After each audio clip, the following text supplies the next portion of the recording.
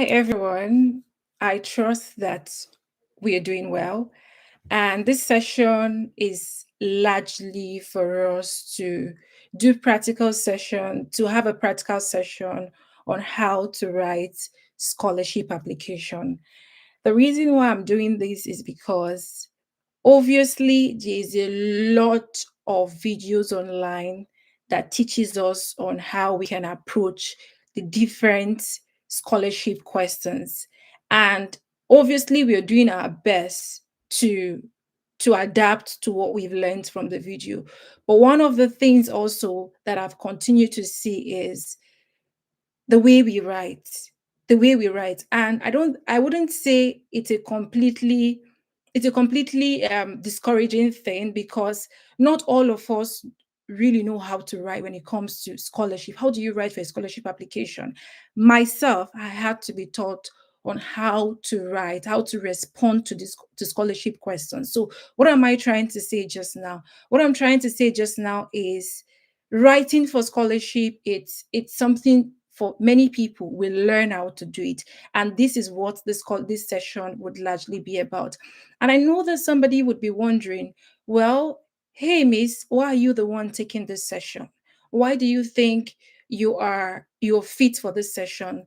Permit me to say that in 2023 I was a recipient of three globally recognized scholarship: the Mastercard Foundation Scholarship, the Erasmus Mundus Scholarship, and the Big Think at the University of Bristol. What this means is that I must have gone through a training myself to refine the way I write, to learn how I write.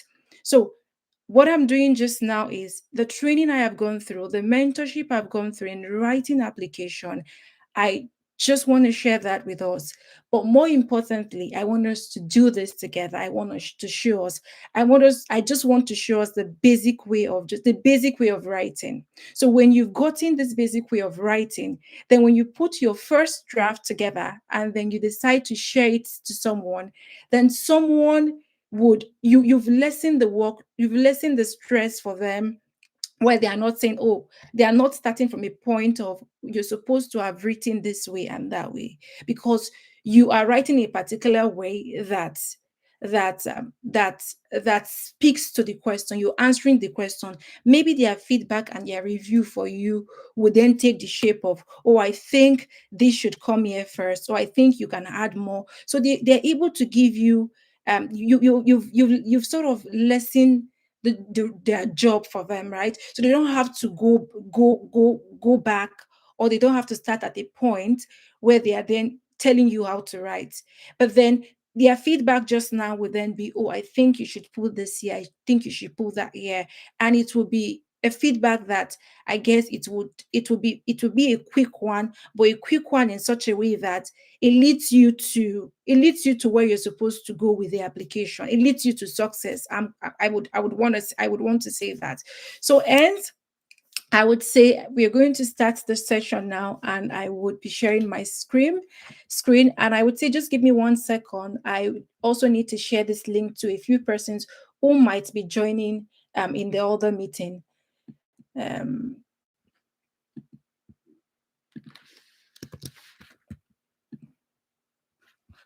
So yes, guys, because I'm running this session in two different meetings. So I would say whoever that has joined just now, please, there's a link on the chat box. It's going to take you directly to a YouTube channel, where you can see what I'm doing, because right now I'm going to be sharing my screen, right? So again, this is the link here. So I'm going back to the YouTube channel now. So I would be sharing my screen now. Mm.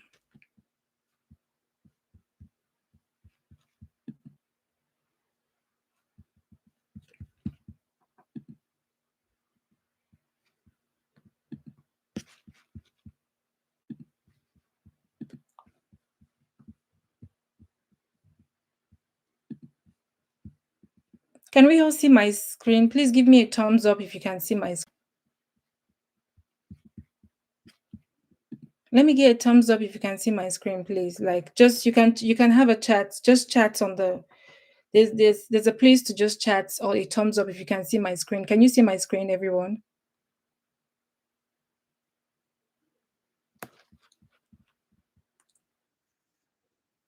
No, you can't.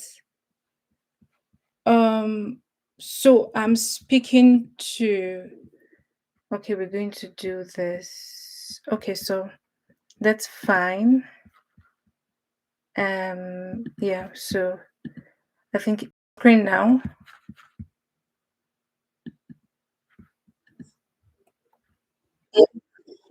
Yep.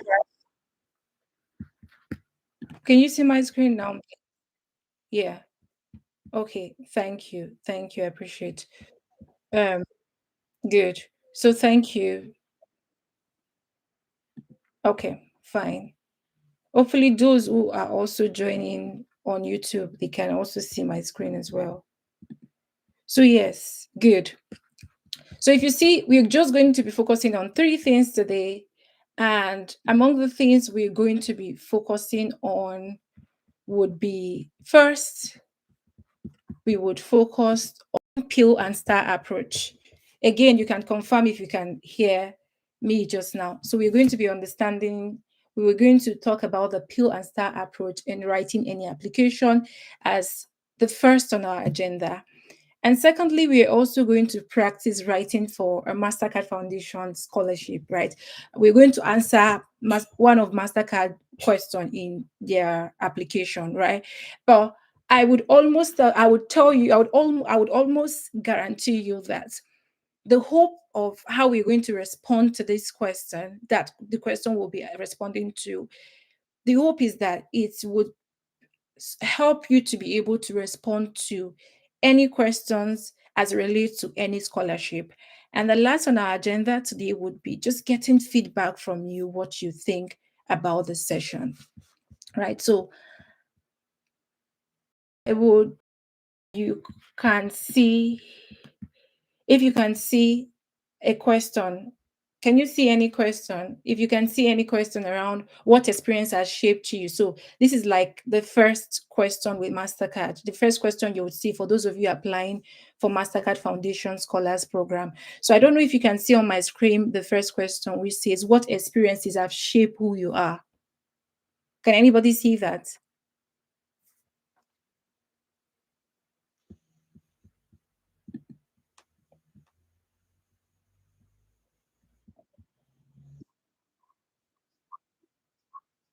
Okay, so hopefully you would see it now, hopefully.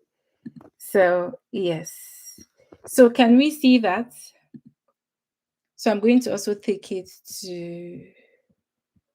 Can we see that? Confirm if we can see that, please.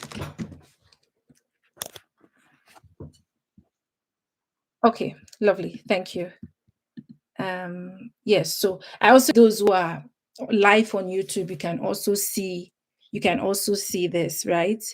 So if all of us just now, I believe that not all of us would be applying for Mastercard Foundation Scholars Program for some reasons. Maybe we don't meet the minimum key criteria, and that is okay. What that means is some of us will be applying for maybe Erasmus, for Chevening, and Commonwealth scholarship, right? But what I want us to know today and just now is, regardless of the scholarship application that you would be applying for, this session is largely to teach us. When I say teachers, including myself, right? So I don't to teach us, how do we write? What's the basic skills of writing any application? That's this session. It's just a basic skill of writing any application. It's just fortunate enough that because I'm a Mastercard Foundation Scholar alumna, I have decided to pick that of Mastercard at the University of Edinburgh. But this session, please have a very open mind. This session is largely to take us through, how do we write just basic writing skills for application.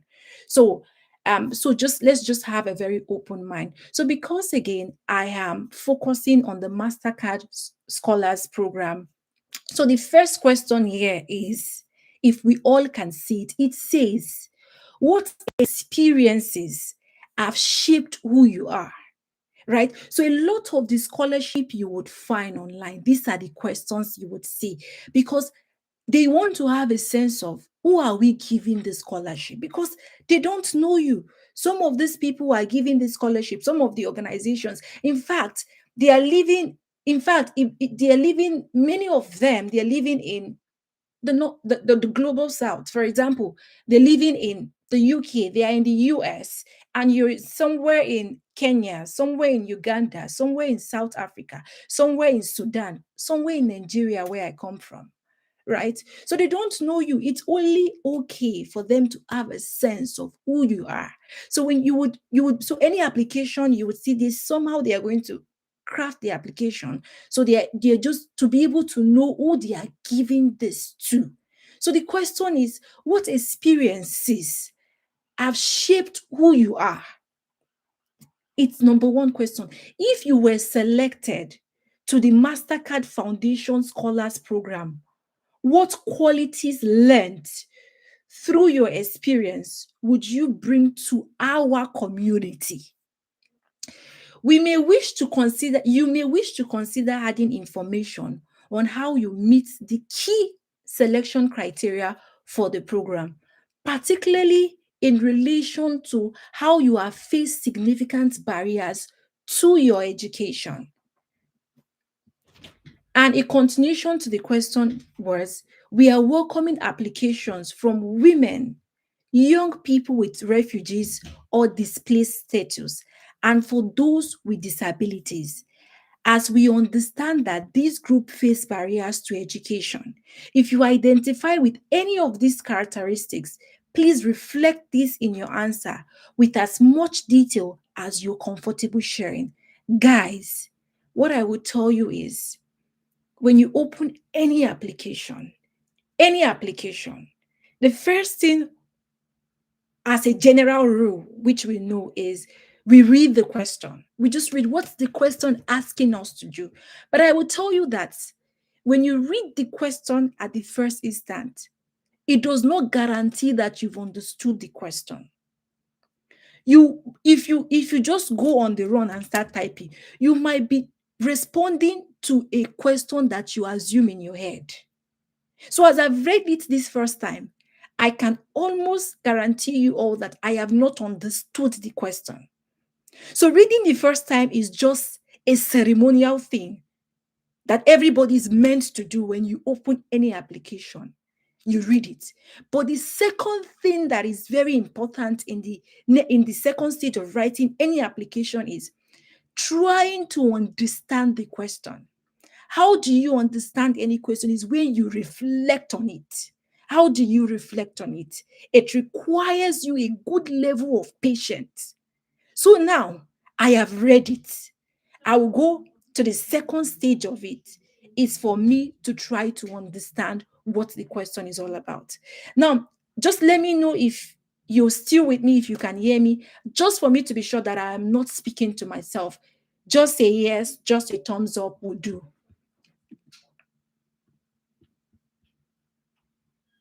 Good. Am I good? Oh, am I good? Yeah. Yes. So, and everybody can still see my screen. We can still see Sadia's screen. Yes. Thank you. Thank you. I'll go on with that.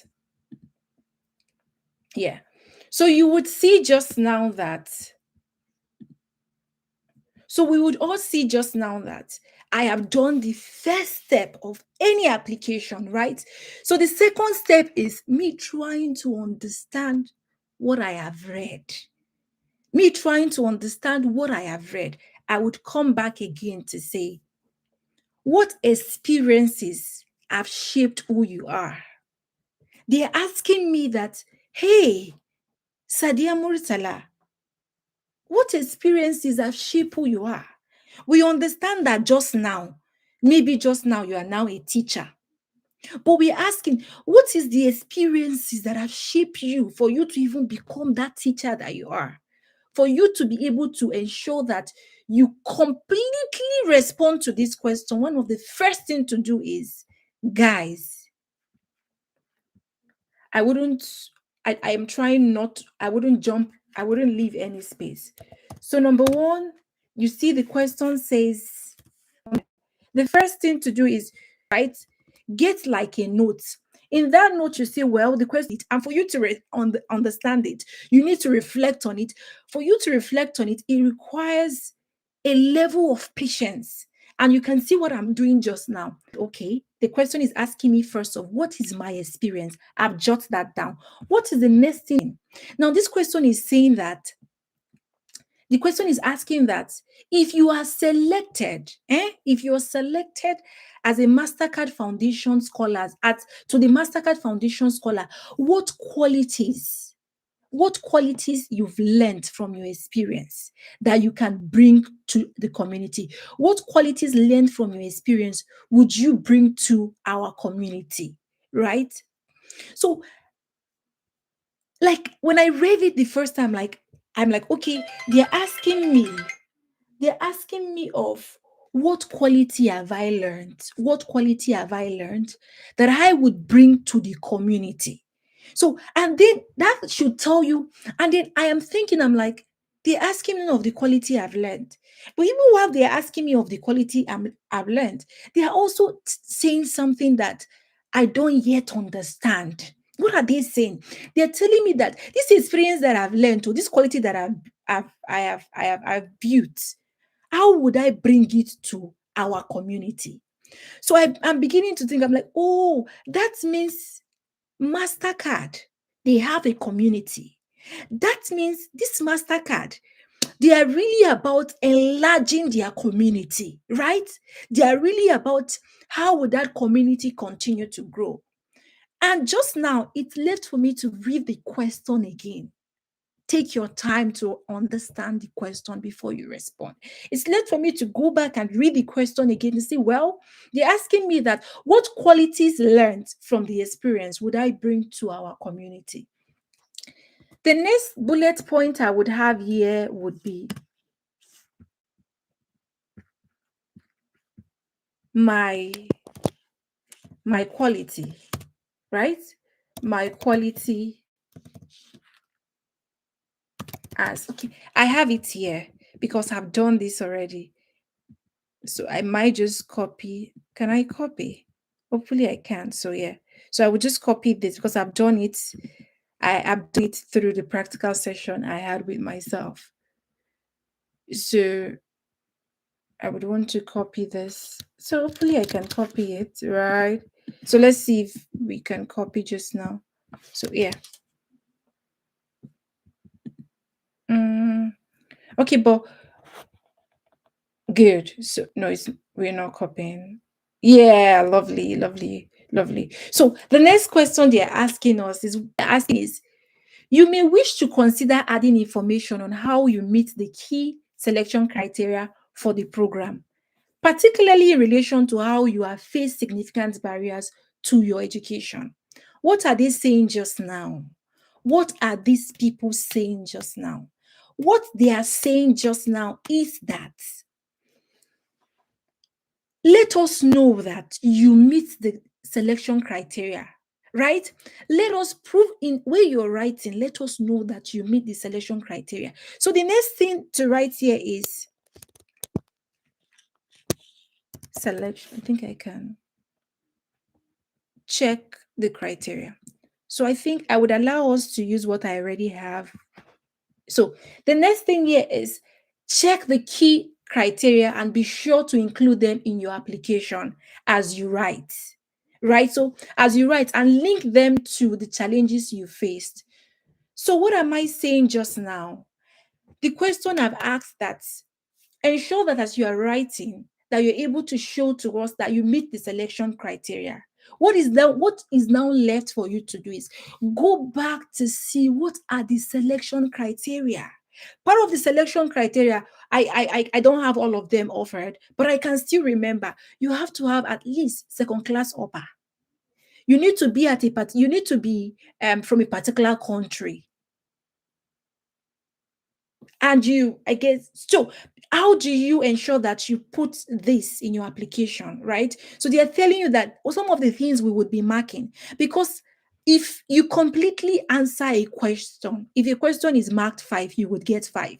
But if you answer a question that you are not completely answering it, then what that means is you're losing some marks, and you don't want to lose some mark, because when they finish marking you, you get 18 over 20, and everybody, like for example, they want to give it to just 2%, and everybody got 18 over everybody got 18 over 20, 18 over 20, except for one person who gets 18 plus 2, because of, or let's, except for those two people who got 18.2 and 18.5, they will give those two people, because they've got that small marks. You want to be sure that there's no mark you are losing. You are not losing any mark. You're completely answering the question, and you're answering it in such a way that they understand what you're answering, and it answers what it answers, it responds to the questions that you've been asked in the application, which is very important. So you want to be sure that, oh, you're signposting, you're saying, oh, you're able to put how you meet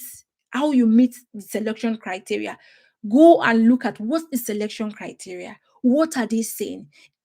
Is there one or two things you can pick from the selection criteria and add to your application, and add that to your application?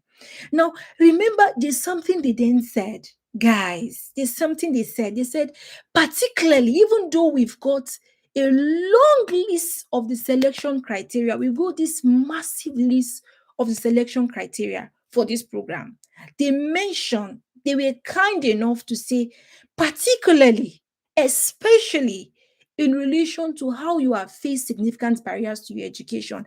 Guys, remember, Guys, remember, this scholarship is not yet to sponsor those who are already from a well-to-do background.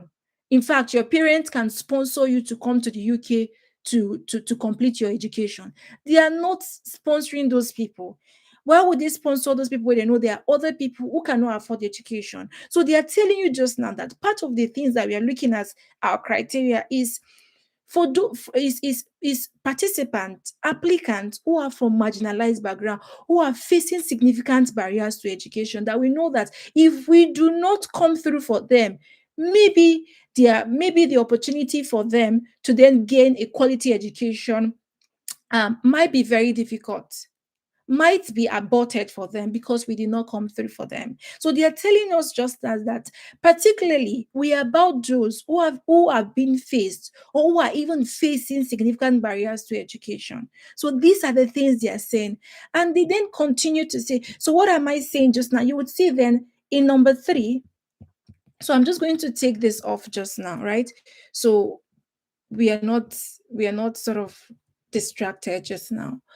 So, number 3, if you see just now, I said check the key criteria and be sure to include them in your application, right? And then also let that show how you then meet that criteria of, someone who is facing barrier to education, to be able to say, well, if I without you sponsoring me, it might be difficult for me to be able to land, for be able to continue, for me to be able to further my education, right?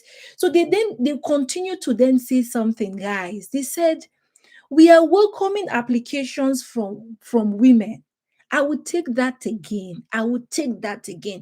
Please give me a thumbs up if you can still hear me, and if you want me to continue, just to be sure that uh, we are all on the same page, we are following up. Give me a thumbs up if you can still hear.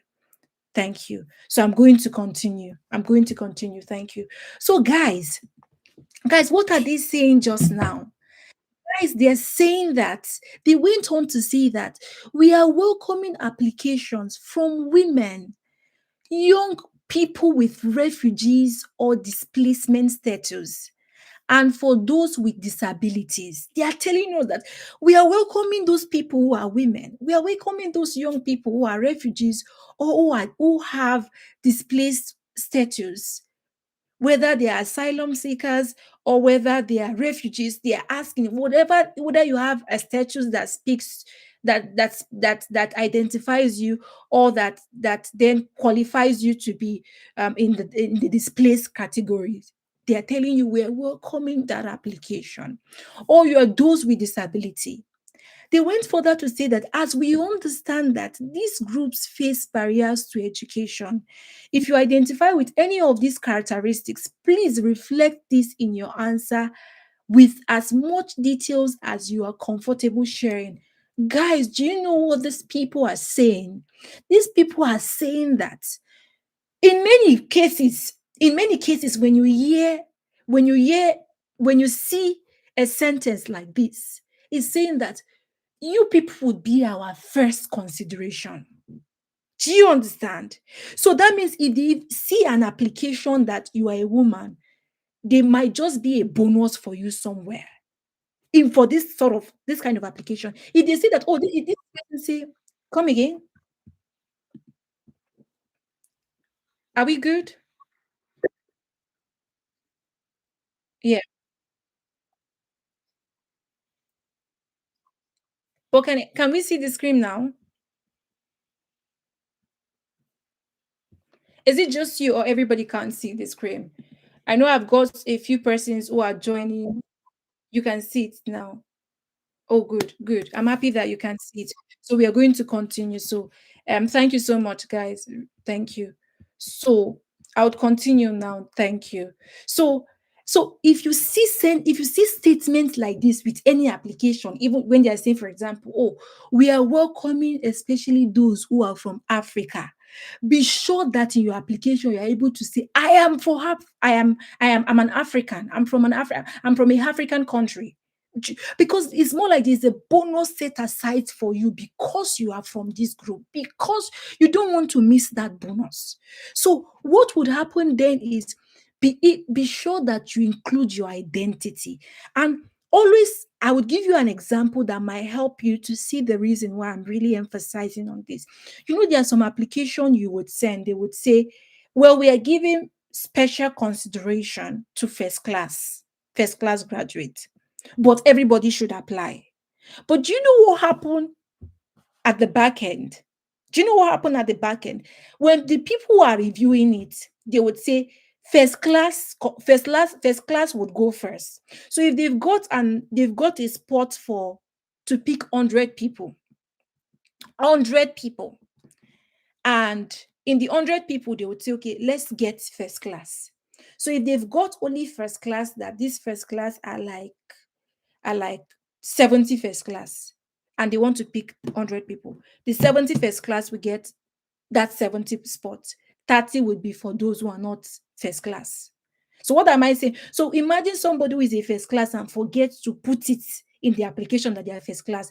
They automatically remove themselves from that golden opportunity for them to be automatically considered to the one that they will then be they'll now be competing with the second group. So please, can I beg you, if you know you fall under this category, be sure to identify it in your application.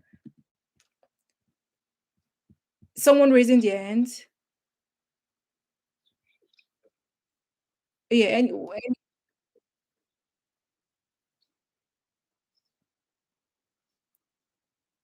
so yeah, so if it's not classified, so the class is recorded if it's not classified, then you don't need to put it. You don't need to put it. But when they classify it and you know you meet the criteria, be sure that you put it there.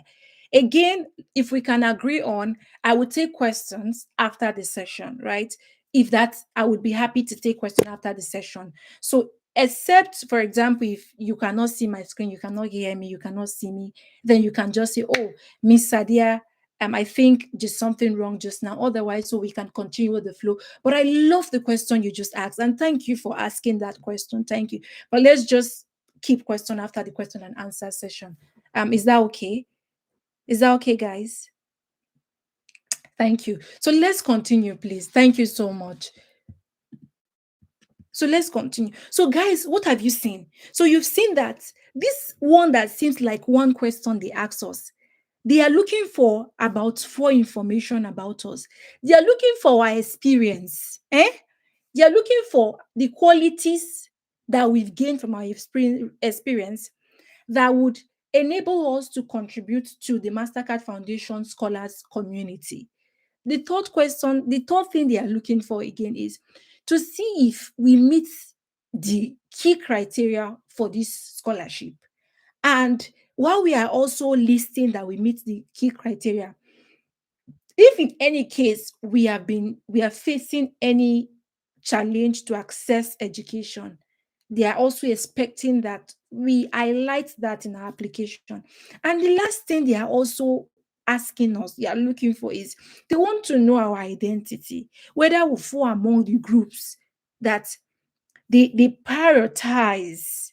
So for you to respond to this question, you must have answered this four thing. Now, the next thing just now for us is, how do we then answer this question? How do we then respond in such a way that we truly, truly answer the question? How do we write? How do we write? I will tell you that there have been quite a few approaches to writing. And one of the most popular one is the star approach.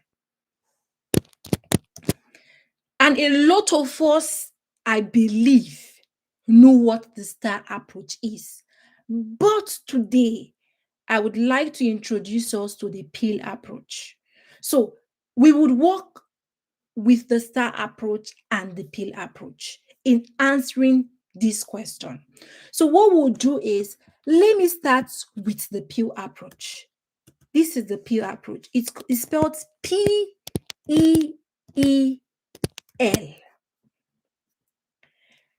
Can I please get confirmation from those who are joining us online on the YouTube live stream, if you can hear me, if you can see the peel approach? I believe that those on the Google Meet can hear me, but can I just get confirmation, please? It could be emoji that you can hear me, you can see me, and I can write on YouTube, please. So I don't know, for those who are on Google Meet, if you can quickly shift to live stream and just give me thumbs up. Oh, Miss Adia, we can still the peer approach. We can hear you. I can just quickly write on, because this will be live, so anybody can. Okay, thank you. Thank you. I've seen.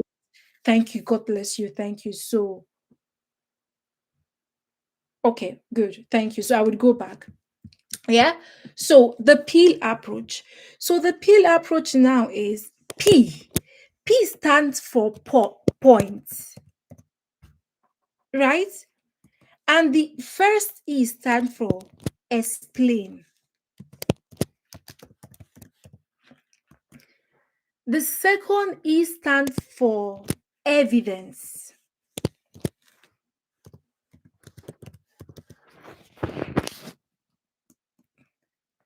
And the L stands for link.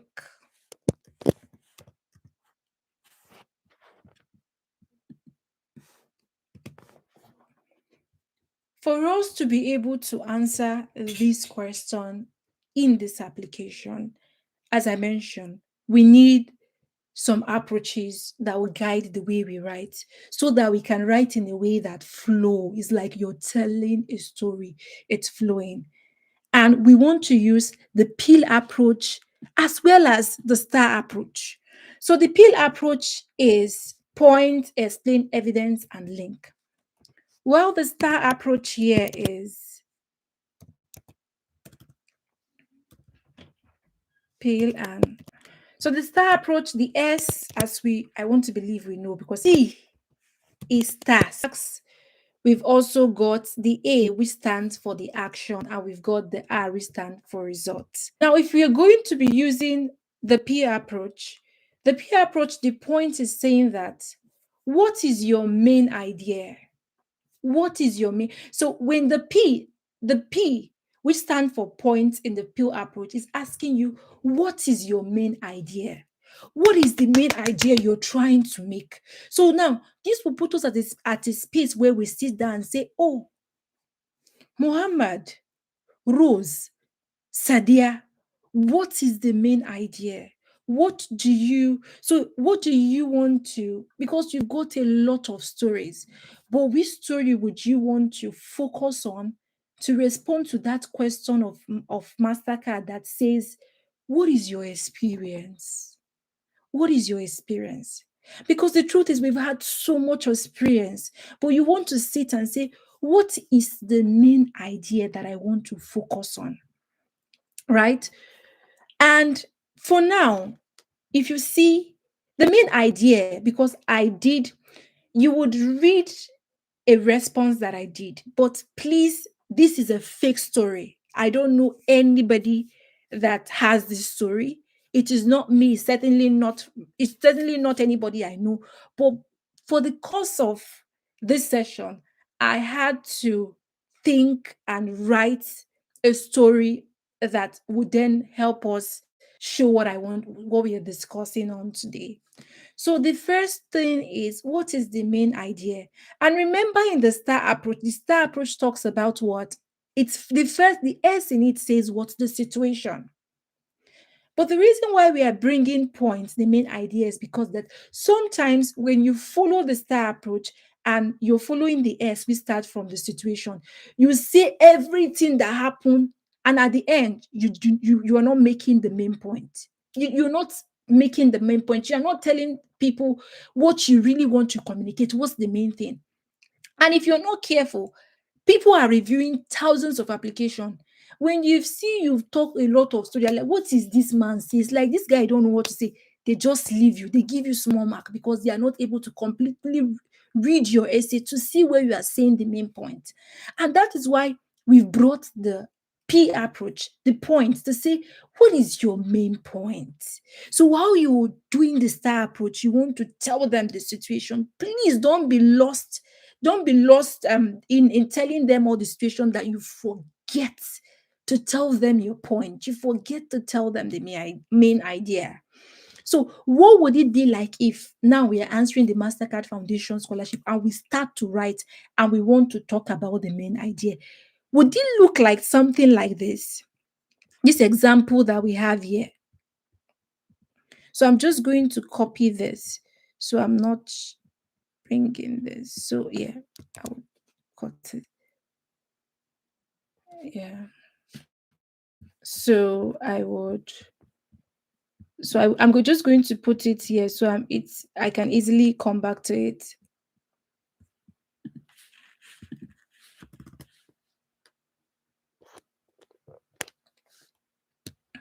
Yeah.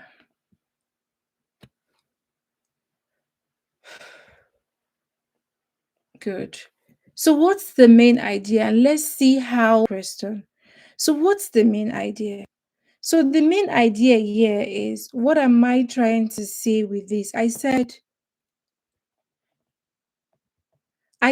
in trying to talk about the main idea, I said, I am a young man. I am a young man.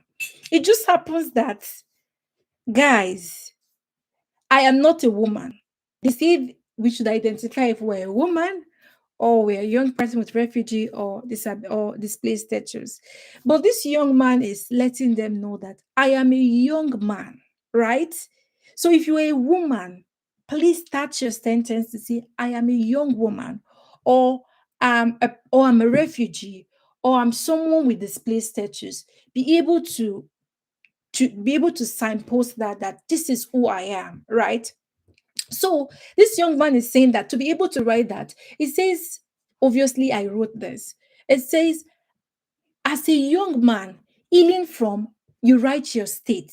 Because remember, they asked you, if you're using this, remember the question says, let us know who you are, right? Let us know who you are. Who are you? And for me to be able to let them know who I am, I want to ensure that I am also in point. I'm telling them the main idea, and I'm also sharing with them my situation. again, we are still within the point. And that's why it says, I am a young man healing from which, let's suggest any state for me. And it shouldn't be Nigeria. Anywhere it could be. So suggest any state for me. Anybody can suggest.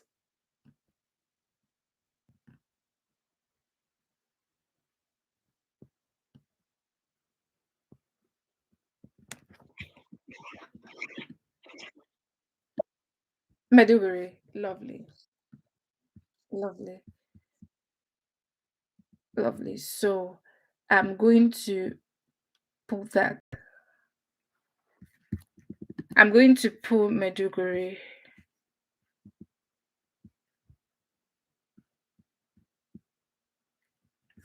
So, well, I'm not sure we can still see my screen. Can we still see my screen? Not sure.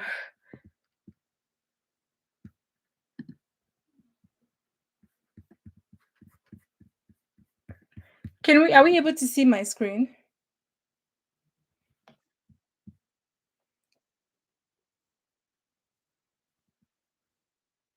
Okay, okay. Okay, that works. What can you see on the screen, please? I think I lost the screen.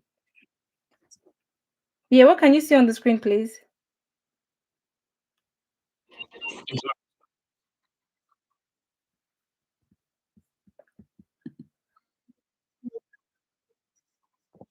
So, I mean, so we all can't see the screen just now. Is that the case?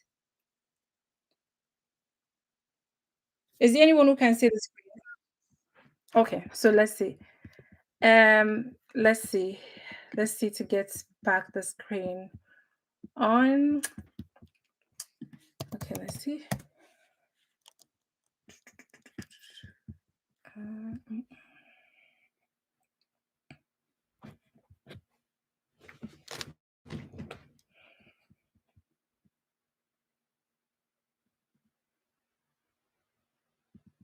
yeah, so hopefully we would get the screen up. Yeah, so again, while the stream where this screen is coming up is the first thing is obviously we're trying to make our point, and we're trying to make our point in such a way that whoever that's reading our application would be able to say, well, this person, this person, I've got a sense of who they are. That's what we're trying to do. So hence, it then requires us to then talk about who we are. It requires us to talk about who we are. Please let me know if now my screen is up. Hopefully we can see it. Hopefully.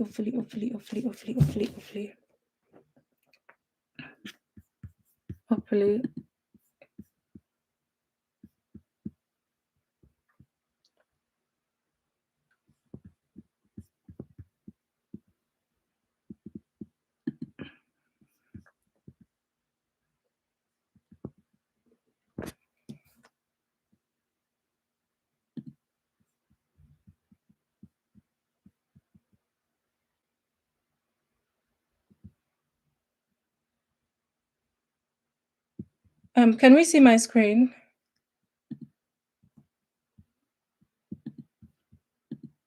Mm. Can we see my screen now?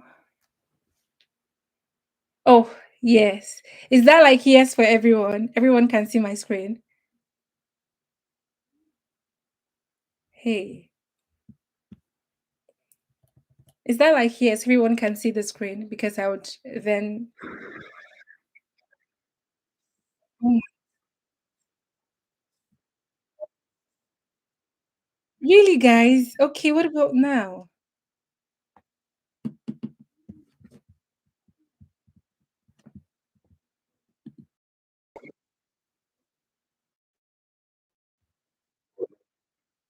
Oh, okay. Interesting. Okay.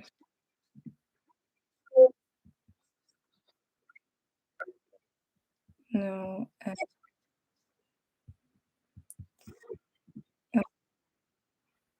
Okay. We can see it. Good. Good. It's off now. Mm. Can we see it now and see? Hopefully, it works for us. Inshallah. Um, cancel. So let's see. Um, mm, so cancel. I would. Okay. Share screen.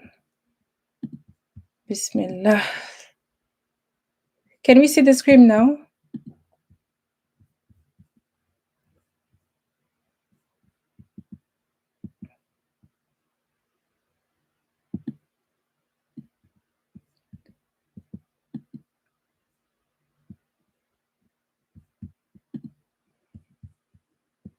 Hmm.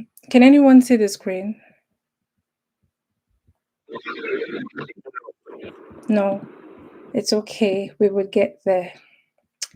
We would get there. We would get there. We would get there. We would get there. So I don't know, but we'll just keep trying. Hopefully the screen comes up because again, we want it to be a practical session. So everybody's able to see what we're doing. Can we see this screen now?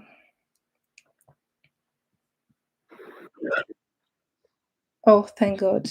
Um, thank God. So yeah, yes. So good. Thank God. Thank God. I'm grateful. Yeah, yeah. So to yeah. So we we are talking about the points. Yeah. So we would then show how we're able to talk about our situation in such a way that we respond to the question. So, in order to be able to talk about the experience in terms of the point, so you would see that we've got a situation as a young man from we talked about somebody say Meduguri. Let's put Meduguri. So, are we going with Meduguri? Or there's others another state. So a country, so this young man says, as a young man from which country would you want us to use? Anybody can suggest. Whoever that says it first, we'll just take that one.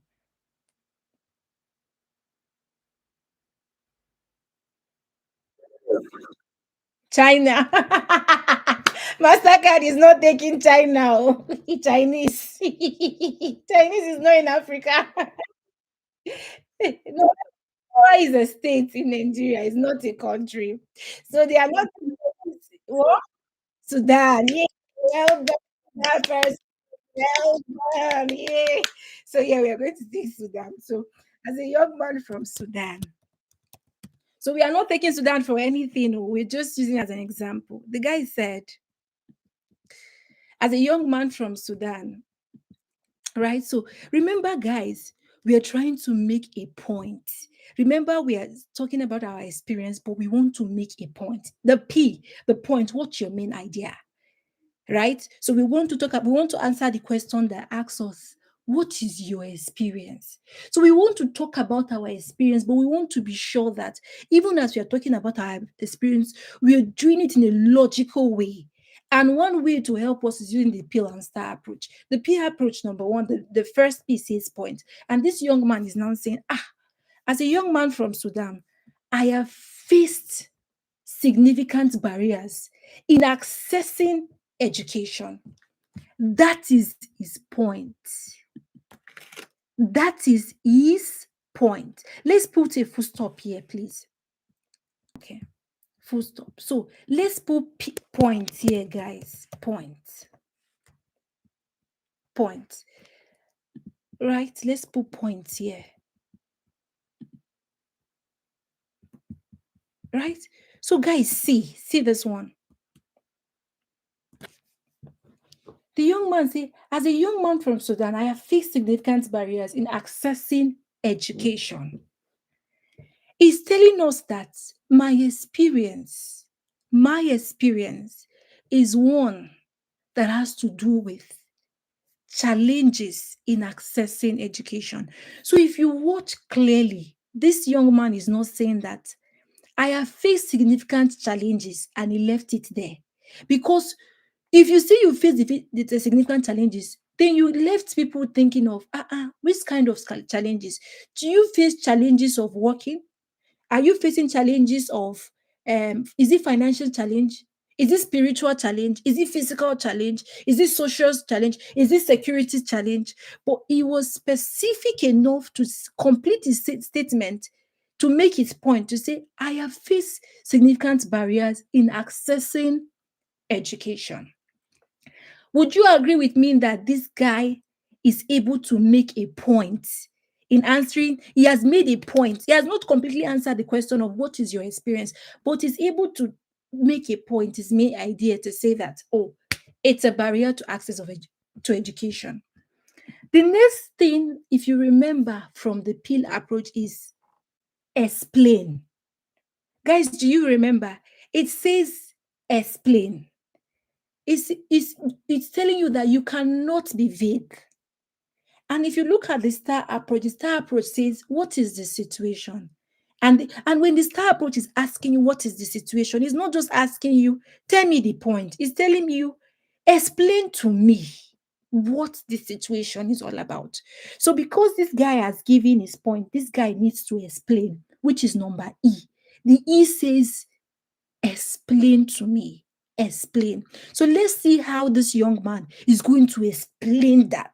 Well, you see, you have facing barrier to access to education. Is the barrier because your parents don't have money, or your community they don't like school? School is a taboo. What is it? What is causing that barrier to access of education? Then you will not leave the person who is marking you to be thinking, is you to explain. Let's see how this person has explained it.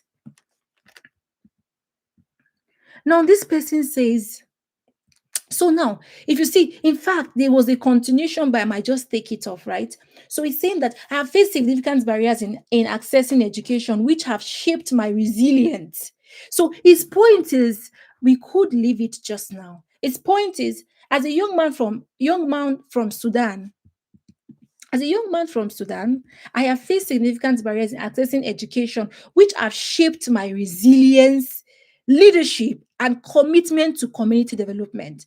So, what this young man is saying just now is saying that, hey, my point is the fact that I have passed through all this, and these things have shaped my resilience.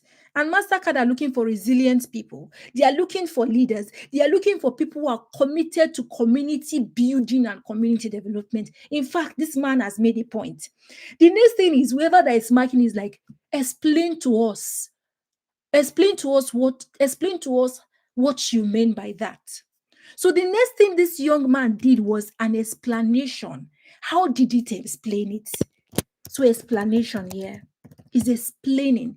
But then let's see how this young man has explained that. Now, this young man he said, growing up, this is where you talk about your story. And I would say, please don't lie. There's a way you can structure your story. It is okay. There's okay. It's, for example, someone would literally, for example, you eat, oh God, it's not everybody here is not from Nigeria. So what I'm trying to give an example. So for example, someone can we all have Gary. What's Gary? I don't know if there's a common word for Gary, but goodness. Okay, I would use an example for something everybody can connect with, right? So someone can actually, maybe for example, you ate biscuits. It's not the best of example just now. So you ate biscuits, and the biscuit you ate was actually just, it's not as if it's one complete one. In fact, they break the biscuit and give it to you. Do you get it? Right? So they break the biscuit and give it to you, and somebody asks you, right? So you could say, well, I had biscuits. And that, but the truth is, it's not as if you had that biscuit. It's not even because the way you said is like, oh, I had biscuit. But if the reality is that it's not as if you had the biscuit, somebody break inside their biscuit and give it to you, right? But if you get my point, so what am I trying to say is that, but obviously you had the biscuit, you had the biscuit. So what am I trying to say is that when you're writing your application, right? Don't lie, but there can be a way that you can structure it that would speak to them, but it's not necessarily you lying, because that guy that just said, oh, I ate biscuit, it obviously ate the biscuit, but Baba, that biscuit you ate was not yours. You sounded like it was yours. In fact, it's somebody that break the person shared with you, and even what they shared with you was really tiny and small. The guy is not lying. He's just structuring his thing. So while you're writing, this is what I'm telling you to do just now. Thank you. So this young man says, growing up in a region marked by extreme poverty, insect. So he's explaining to us because hey, remember, he has made a point that says he encounter a lot of difficulties in accessing education. So he's explaining to us just now, what does the difficulty looks like? What was it about? And he's saying that growing up in a region marked by extreme poverty, insecurity, and widespread child labor, many children were forced to abandon school entirely. He's telling us that I have mentioned to you above that I face challenges in accessing education. The reason why that was so is because I grew up in a region where extreme poverty was a thing, where security was a thing, insecurity was a thing, where there's widespread of labor, where many children were forced to abandon school entirely. So whoever that is reading your application would understand why you face access to education, because you've said all this. And this person, we then went further to then say that in in 2016 to 2017, between 2016 to 2017, 68% of male children aged 7 to 10 were trafficked for child labor. Instead of attending school, you put your citation. What has been done just now? Do you know what has been done just now? I will tell you. This person is able to paint a picture that is able to explain to us what the situation is. And as he's doing it, he's telling us the situation in the star approach. But this person went further to look for data online to see, in fact, the World Bank report in 2018 says that in this country where I grew up, 68% of male aged 7 to 10 were trafficked for child labor instead of them attending school. And he put the citation so anybody can check. Not all of us in the situation that we will be talking about would be able to find data online to back our point, but that is all right, guys. So even if you do not find data to back your point, let it be that at the point where you are talking about evidence, which in the star approach would be your your task and your action, you are able to show evidence. Guys, what do you think about this explanation to before we go to the next point, which is the evidence, and for the star approach, it's the task and action. What do you think about it? I'm just going to give 1 minute for one person to speak, and we'll continue very quickly. Thank you. Just one person and 1 minute. Yes, please. What do you think so far? What we are doing? Yeah.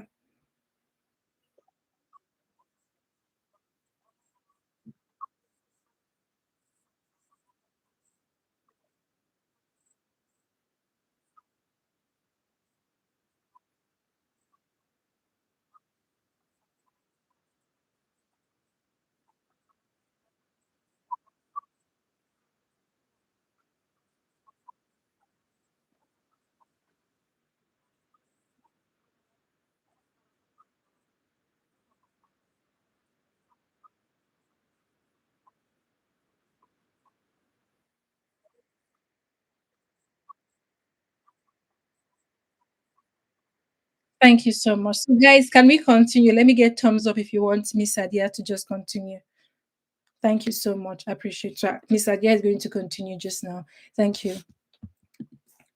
So now the next thing, guys, if you remember, guys, if we remember, the next thing in the point after in the peel approach, after we talk about point, we explain is what is evidence. So let's see how this guy shows evidence here. So let's put evidence here. Evidence.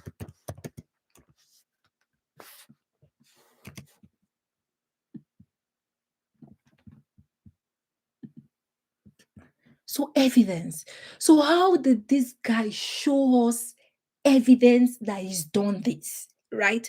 So this guy said at it, and when you're doing evidence, when you're working on evidence, guys, try as much as possible that you use that as an opportunity to tell your own story, because in the end it is you Mastercard would be taking, or Erasmus will be taking, or Chevening will be taking, or any application will be taken. So imagine when you're showing evidence, it is not your story. They are about you, even though they know if they know you're connected to the community, but they're about you. They want to know, what did you do? How did that affect you? Because the truth is, guy, remember, a fire can be an outburst of fire, but it might not affect some houses. Do you get it? So even though you are telling us, you come from a region where every child that is every child, yeah, it has a growing rate of child trafficking, right? You might not be affected. It is a possibility that you might not be affected, right? But in the evidence, try as much as possible to then contextualize it to your story. How did it affect you? How did it affect your family or your loved ones? How did it impact you? So, in the evidence, as much as you're showing evidence that, hey, what I'm telling you is fact, is true, try to connect it to your story. Try to connect it to you. So, let's see together how this young man has been able to connect what he said to himself. Now, so this young man now went further to say that at age 10, you can see he's giving information. At age 10, I was sent by my uncle, who was the only remaining relative I had, to work as a water fetcher for a middle class family.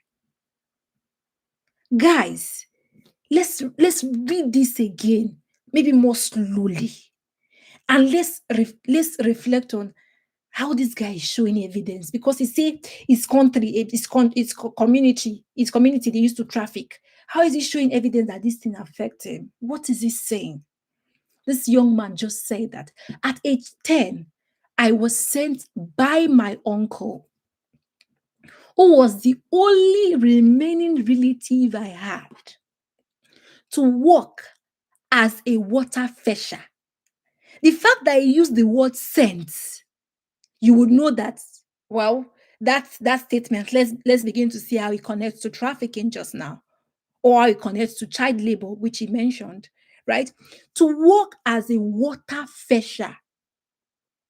And remember, he's just a 10 years old boy. He should be in school. As a water fetcher for a middle class family. Guys, these guys, would you say that at the point of this family where this full stop is, guys, can we collectively say that this guy has given us a situation, that we know his situation? If you think that we know his situation from what we said, can I get thumbs up? Can I get yes? Somebody should unmute, because I wouldn't be able to see, because I'm on this document. Do you think the guy has tell us his situation? Thank you. Thank you. Just 1 second. I'll charge my I just want to charge this PC before it goes off. Yes. The guy has just told us his situation. So that means what we are trying to say is that if this guy has told us his situation, that means the guy has responded to the S in the star approach. Now it's remaining what? The T. What is the T, guys? The T means the tax. The tax means what were you supposed to do? Tax and action are different in the star approach. The tax is what you are expected to do, and the action is what did you actually do. It's, for example, you know that as you are the first child of the house, you are expected, depends on what the rules and regulation is in your house, you are expected to be the one to wake your siblings up.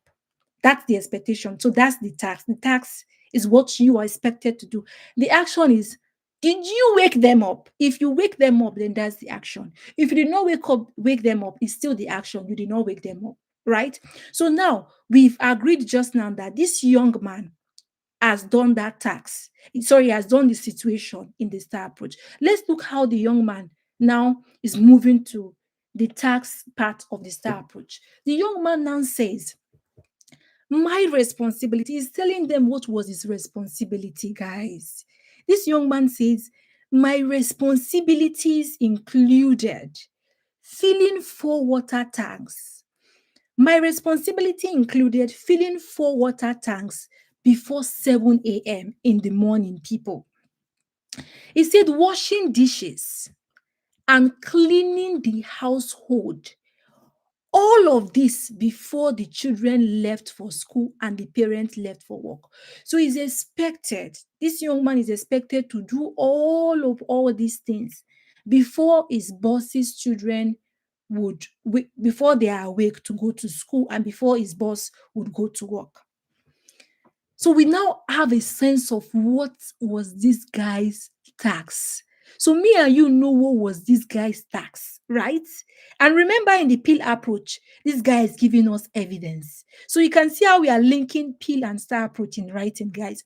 So now this guy went further. Now he's now trying. Is now he want to tell us. I believe he's moving to a point where he's telling us what his action was. But you guys will decide. So this guy continued to say that my employer allowed me to attend a nearby community public school as long as I completed my choice on time. He's telling us that my employer allowed me that, hey, I can go to community school, community public school, in as much as I finish my tax on time. And remember that choice is supposed to be completed before 7 a.m., before the employer's children would go to school, so that when the children wakes up, they have water to take their bath with. When they wake up, there's no dirty dishes. They can just go and get dish any of the plates, and they are able to dish their food, so that also if when they wake up, the place is not messy. There's no any literary things out there. Everywhere is tidy. Like, the grounds are not littered, right? So this is his work. The employer say if he's able to do all of this, then he can attend the public community school. Since the public community school, as we know, public schools many times they are free across nations, right? Then he said, now this guy is now moving slowly to what he did. He's moving slowly to what he did. So the guy now said, I would wake up at 3:20 a.m. Let's put it 4:20 a.m. So whatever it is, he said, this guy is telling us what he did. Remember, remember, if you check the application, every application, they want to see the resilience of that person. This 10 years old boy is telling us that I would wake up at 4:30 a.m. or 3 a.m. while everyone else was still asleep. He said, where everybody is still sleeping, he would wake up. He would be awake that early moment, that very early moment, he's awake. To fetch water, he's going to fetch water. He's going to clean the house of his boss, and is going to complete all his tasks before 7 a.m. Has he not told us what he did? Yes or no, people? Thank you. So I'm going to continue now. Thank you. So he has told us what he did, right? He said, and then he said, after finishing my choice, after finishing all the choice that I'm supposed to do, I supported some of my friends who were in similar situations to complete their tasks and grow, and together we went to school. Guys, look at what this young man is saying. He said after he finished his choice, he would go and support other of his friends who he knows they're in similar situation with him, so they can both complete the task and go to school together. Does that not speak to community? Does that not speak to someone who is a leader, who really cares? And the guy went further to say that at school, at school, we studied and read together, creating a small learning community where we encourage and help each other to succeed. Guy, in this story, as we've written this story, is so strategic. What is happening is that this story, this person is trying to let Mastercard know that even while I was going through challenges, I was building community. Because this guy started building community for the fact that he would, when he's done working, it's 4 a.m. and he's done, he would look for his other friends who he knows that, oh, them too, they need to finish up before they will go to school. He will go and be supporting them. And because of his going to support them, when they get to school, they will read together. They will study together. In fact, they go to school together. Before you know, they then created this small learning community among themselves so that for them to succeed. Do you not think that this guy has told us, he has made his points. He has explained to us that point he has made. He has given us evidence of that point that he has made. And do you not think that while this guy was doing that, this guy has also shown to Mastercard that you guys say you are looking for somebody that would expand your community. Hey, Mastercard, I have been expanding community even with the challenges I was going through. And do you not think that this guy has told us the situation in the star approach? He has also told us the action he took. He has also told us, he has told us the task he was expected to do, and also the action. Do you not think that, guys? Can I get a response? And then we move forward.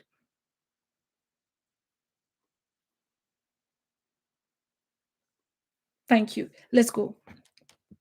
So now, guys, remember in the star approach. So when we talk about the situation, we talk about the task, we talk about the action. The R is result. Many times we forget to talk about the result. Let me give us an example that would, with the hope that it would make us to always it will make us to see why talking about result is very important. Guys, imagine when I will try to give an analogy, it might not be the best of analogy, but guys, just think that you work hard. You work hard to get more. You want to cook stew. You want to cook stew, right? You want to cook stew. Or you just want to cook food. You just want to cook something. And for you to be able to cook, you need to have that money. You need to have that money for you to be able to cook. So what you've done just now is you've then you've gone to you've gone to work hard to get the money. Now you've gotten the money. Now you can buy tomatoes, right? You can buy tomatoes because you've gotten the money. Then you took your leg, or you use a transport system. You went to the market, you bought the tomatoes. And when you bought the tomatoes, you know that it's just a normal thing and it's healthy to rinse the tomatoes. You rinse the tomatoes. When you're done rinsing the tomatoes, you got your blender, because you know that the blender work is to help you blend, and you are sure that the blender works. You put your tomatoes into the blender, guys. You put your tomatoes that you've rinsed into the blender.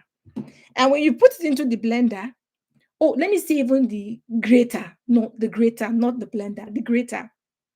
Is it grater? Okay, blender. You put it into the blender, right?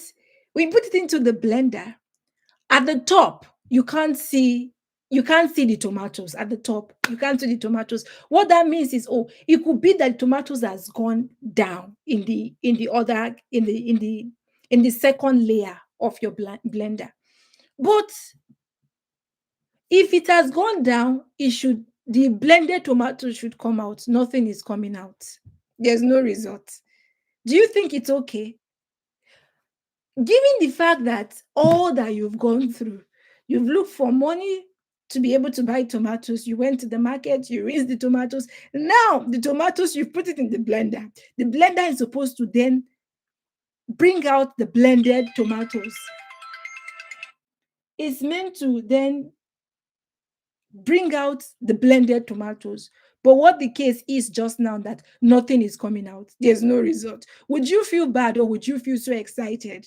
Someone can respond. How would you feel about the situation? Let me know.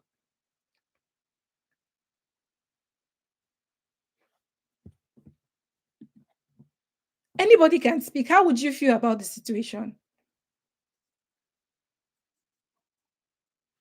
Yes. So many times, this is what we do with our application. Somebody will say, I went through this, I went through that, I went through.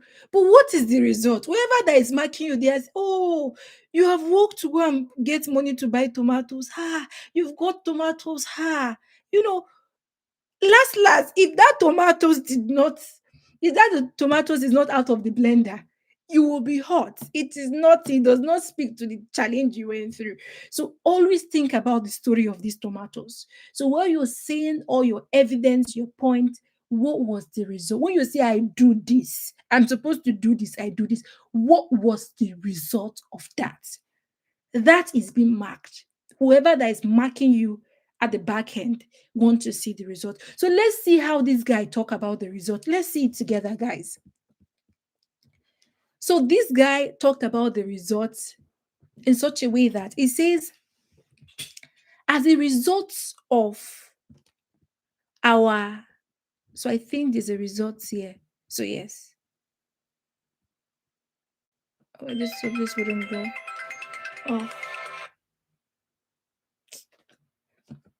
Oh, please going to come on again. It just okay, good. It's on. So let's see how this guy talked about the results. So let's see how he talks about the results. So I'm trying to go down to where I wrote the results.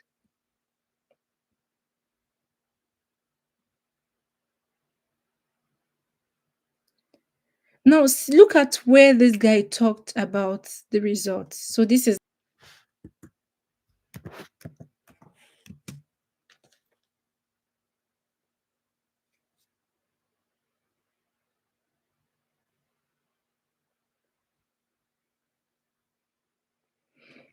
so when we talk about the results, guys, we will take some 10 minutes break, or we'll take some 5 minutes break and just grab water and would come back. Is that fine? So because it's been close to 2 hours, we've been doing it, we'll just go grab some glass of water and then we'll come back to the session. So when I'm done with the result, can I get thumbs up if that's okay?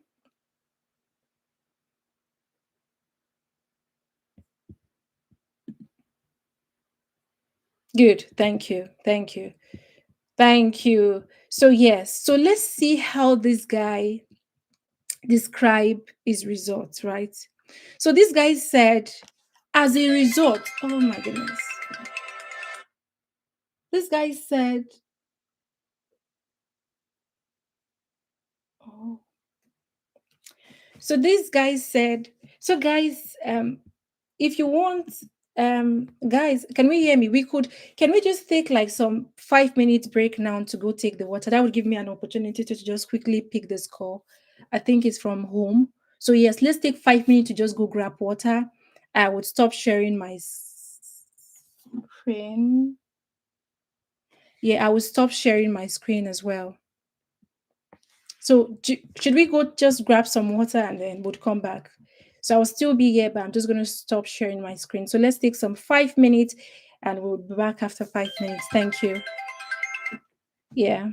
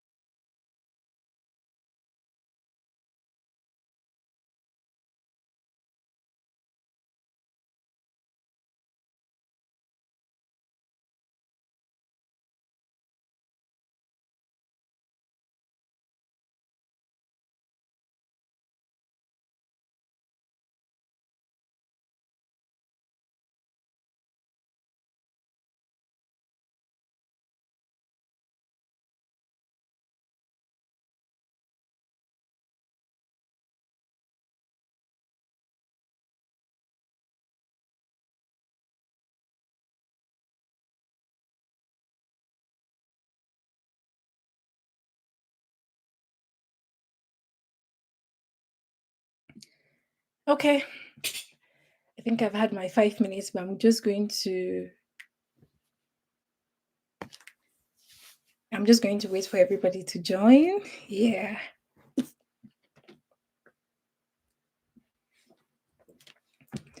Yeah. So I don't know. Have we had some water? Did we have some water?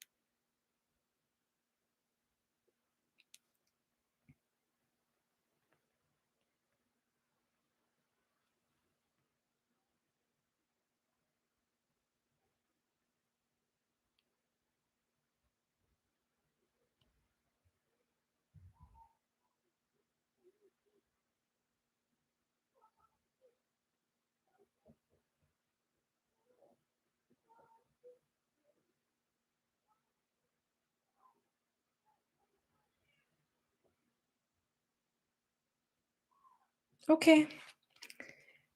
Guys, let me know. Is it 5 minutes already? Is it 5 minutes already? Okay, so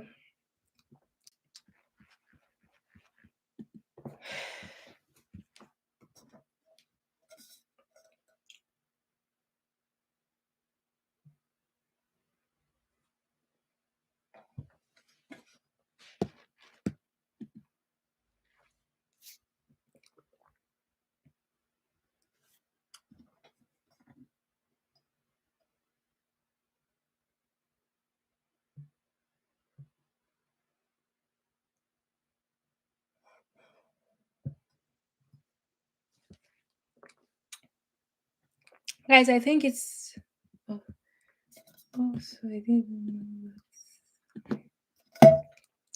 Hi guys, it's nice to be back. I don't know, is everyone back? Is it 5 minutes already? Yeah, if you're here, you can give me thumbs up. Is it 5 minutes already? Oh, thank you, thank you, thank you, thank you. So if you want, we can actually continue, but I can see a few persons has gone for 5 minute break. But again, I'm trying to have this session is hopefully they can catch up because there's another session live. Someone saying it remaining 40 seconds. Okay, let's wait for 40 seconds. Thank you for that. That's such a good one. We're going to wait for 40 seconds. Yeah, yeah.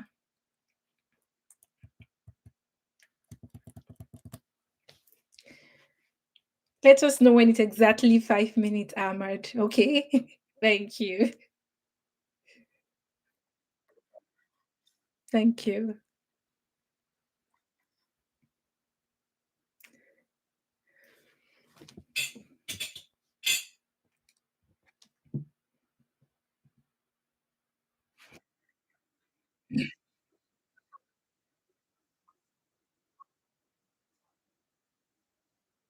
Yes, and that is why the session is live on YouTube. So hopefully when we end the session, people can then watch it on YouTube. But that does not mean anybody needs to go off the call. You need to be with me so you have the chance to ask me question. So if it's on YouTube, you cannot ask me question. You just go and watch it. So yes, it's yeah. Thank you, thank you, thank you, guys. Yeah,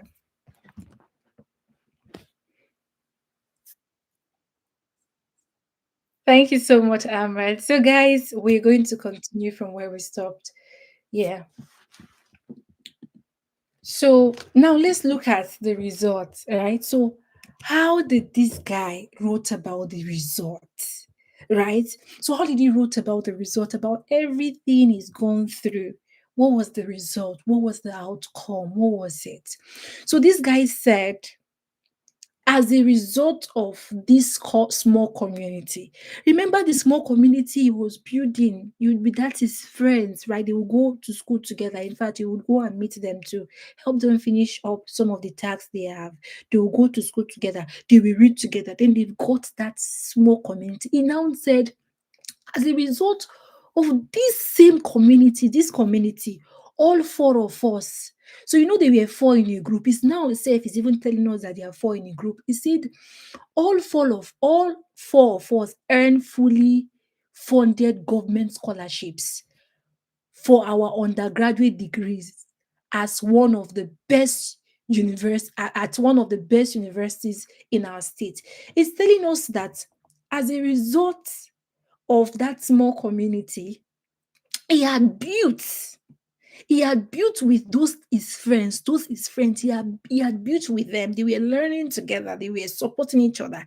All of them, we can see that all of them made it must be he didn't write it here, but I would, because I obviously I put this story together, and it's not a real story. I don't know anybody that has this. But to add on this, we can see that, oh, it must be that these guys, as they are reading together, they've been having good grades. And the good grades then allow them to apply for a government scholarship. And all the four of them, it's not as if one person get, the other person did not get. All the four of them, they got the scholarship for their undergraduate degree, and it was fully funded by the government. And in fact, the university they went was one of the best in their state. And remember, these are children that were trafficked. They were child labor. They were used for child labor. But see what resilient, working in groups, supporting themselves has landed them with a good education, a future that if a future of education, they've gotten it. Now, this guy now continued to tell us about his results. He then said that we continue to uphold this culture of working together as a community during our university. It's now telling us that even when we enter university, we continue to work as a community. Is it no answer? Let me not, I wouldn't go far, but we'll come back to that. He said we continue to uphold the culture of working together as a community during university, building a community that included our entire class. He said, as they continue to live the principle of working together as a community, that then extended beyond the four of them. In fact, their classmates, they were able to build a community in their classmates. Now he's going to tell us how they even build the community in their classmates. He said, we tutored our classmates.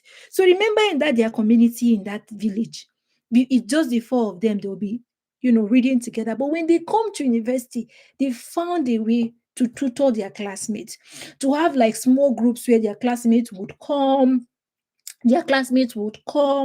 and when their classmates come, they would be sharing ideas. We tutored our classmates. We organized discussion groups to share knowledge and resources, and supported each other academically and emotionally. By 2022, when we graduated, by 2022, when we graduated from the chemistry department, you can write the name of your school, but this one we didn't write it, right? But the point is, let's just focus on the point, is when we graduated from the chemistry department, all students in our department, let me take that line again, please, for us. By 2022, when we graduated from the chemistry department, all students in our department,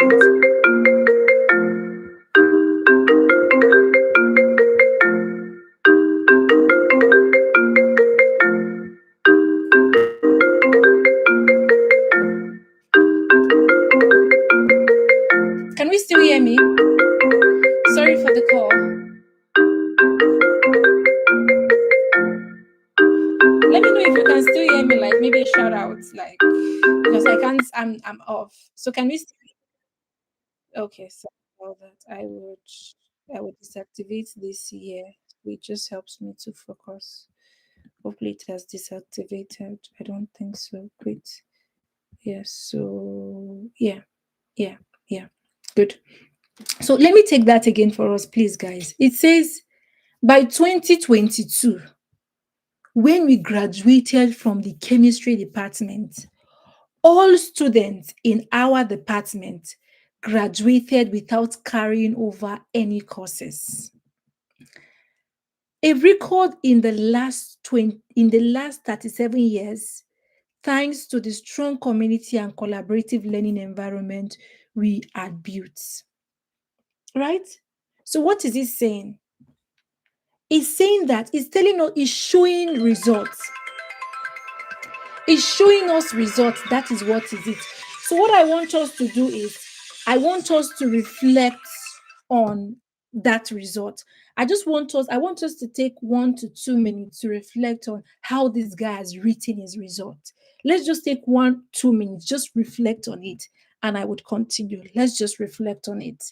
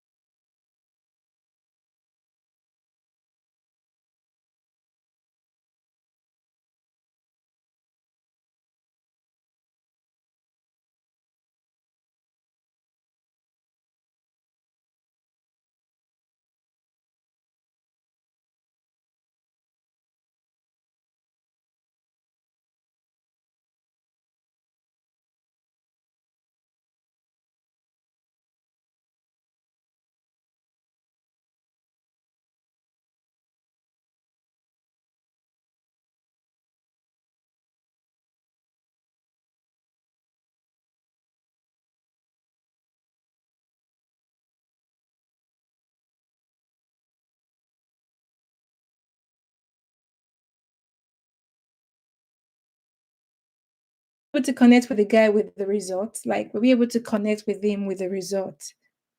Do we think so? For those of us who we've read that result part, do we think that this guy is able to show results? Do we think so? We, thank you. Thank you for the response. Thank you.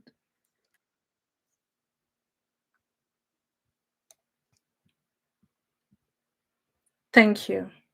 So then we can continue to read the other things this guy said, right? So you would say at this point, if you can see where my arrow is, right? Where my cursor is, if you can see it, please, on the document. At this point, we can say this boy has made a point. This boy has explained.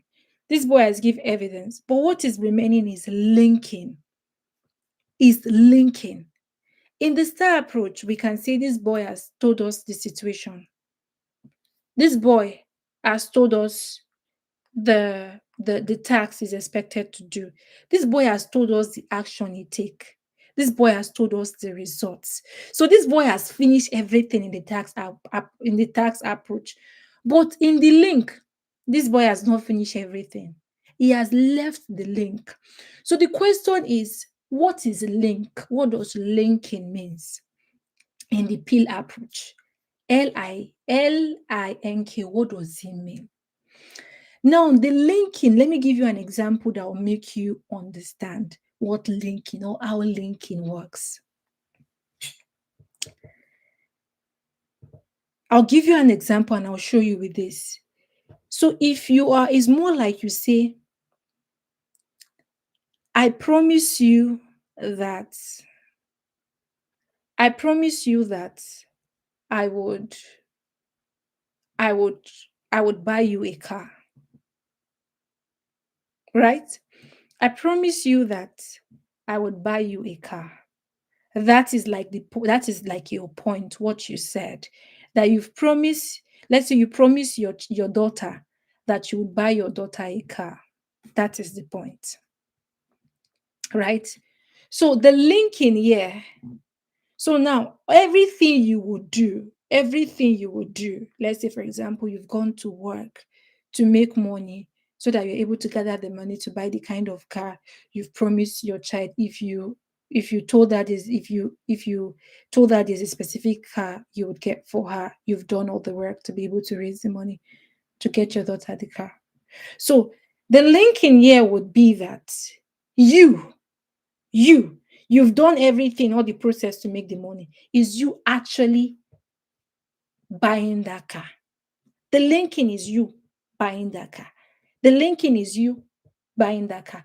In the context of this young man here, this young man opened his mouth and tell us in the points he made earlier.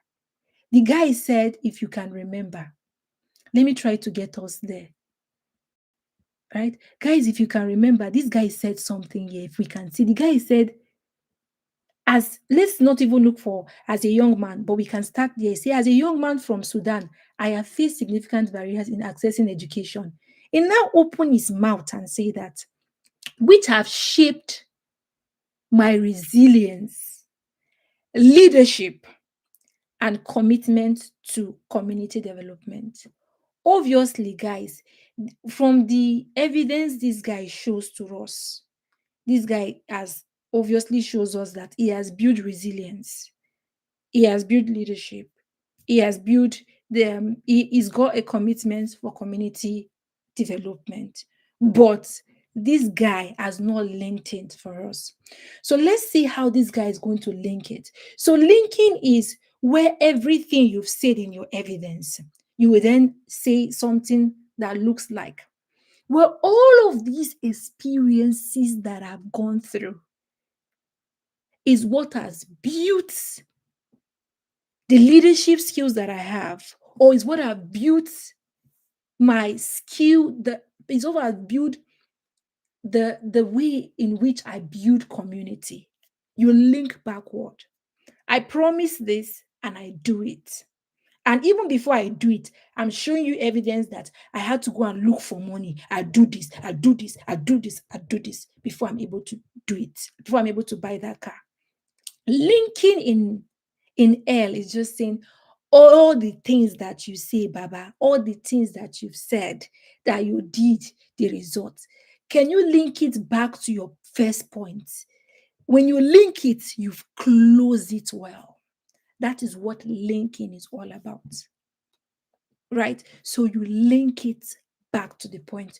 But let's see how this young man, Let's see how this young man has linked it.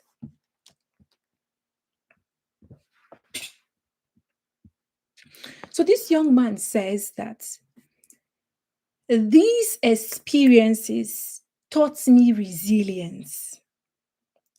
Do you think he's linking it just now? He did not just stop there. The young man says, these experiences taught me resilience. He's telling us that I told you earlier on that I have built resilience. I've built leadership skills. I've built skills. I'm committed to community development. I've shown you evidence, my people. Right? I've shown you evidence. And then I am still letting you know that you see all these things that I've told you is is everything that I've gone through that has built that resilience that I told you above. You see, this experiences taught me resilience. It taught me discipline because it's true. Me and you can say, yes, this guy has got discipline. Somebody that wakes up like 3:20 or 4:20. The fact that his boss told him that, Baba, if you do not wake up, if you do not finish your task before 7 when my children want to go to school, you will go nowhere. That is resilience. We've seen resilience. We've seen discipline, waking up that time. We've seen empathy. Have you not seen empathy from his story? When he's done with his work, he goes to support his friends so his friends can finish up with their tasks so they can go together. Did we not see leadership? we saw leadership as well, right? We saw leadership as well. They showed me, and the guy went further to say that they showed me the power of mentorship.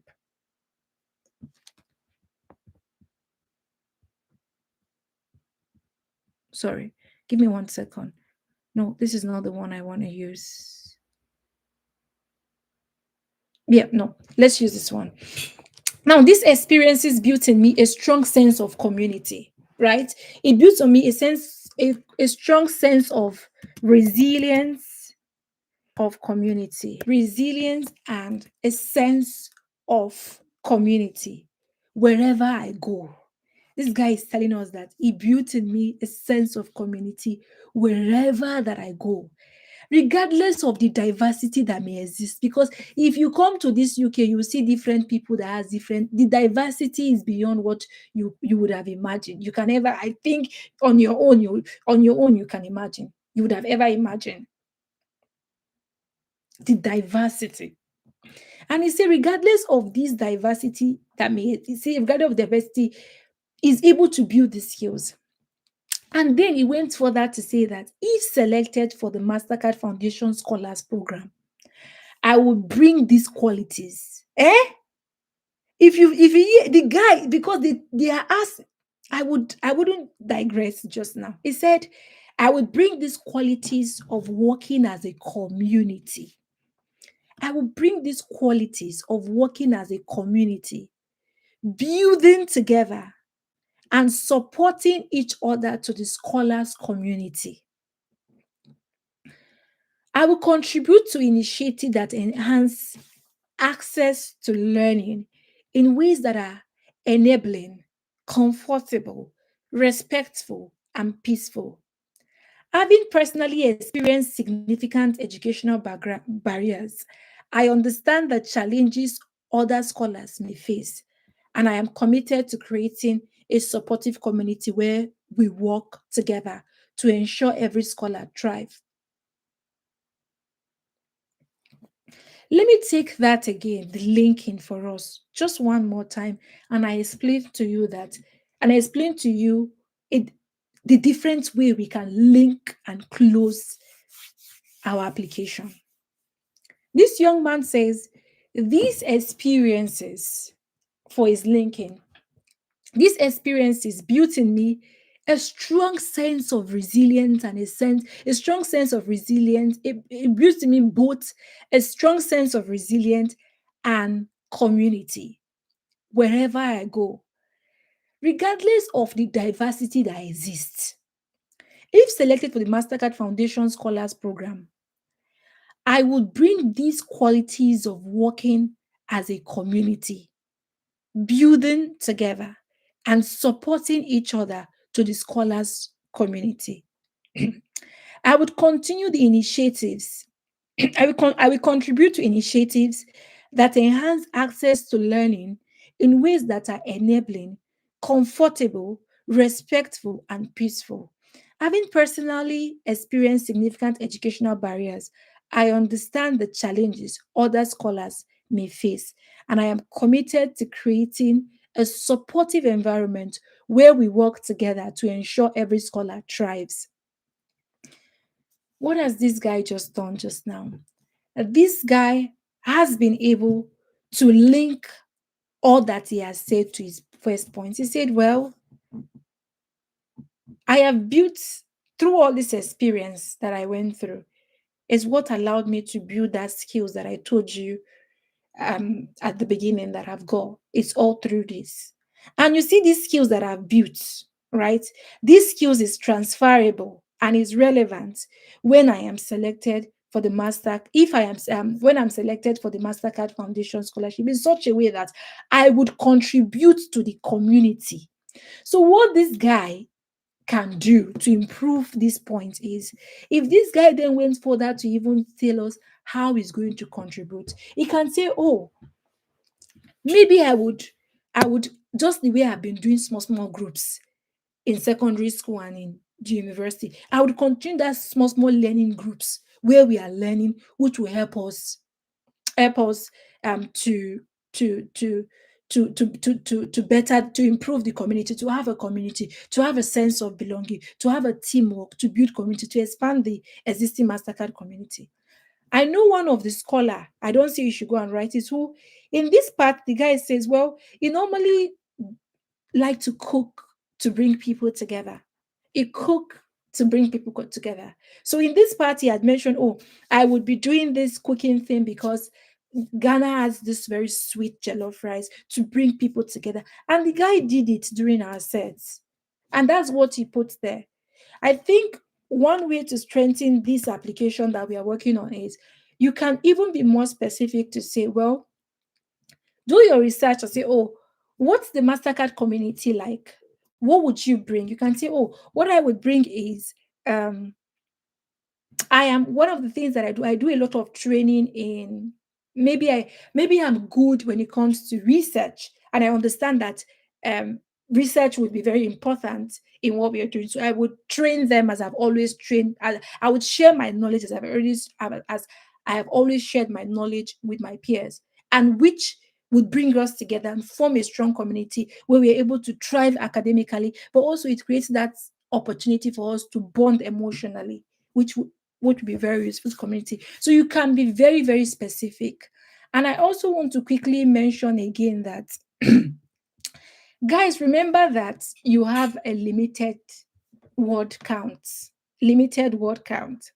So if you see this young man's story from as at when we start, it seems like a long one. Maybe it's more than 250 words. But understand that when you've had all your ideas down, imagine you've had all your ideas down and you've really answered the question. You can then start to think that how can I ensure that I meet that word, 200 word or 250 word? So understand that you cannot exceed the word. Oh, don't exceed the word. You can be at the exact word count they said, but Baba, you cannot exceed it. You can have a less one, but you cannot exceed it. So when you've had this, it might seem like, oh, this is a long story. God, how does it fit in? Put it down first, and then from there you then start to shorten it, right? You then start to say, okay, I think I'm repeating this word, I think I've already said, because if you check this guy, there are some things we already said before, we are repeating it. See how you can then maximize that.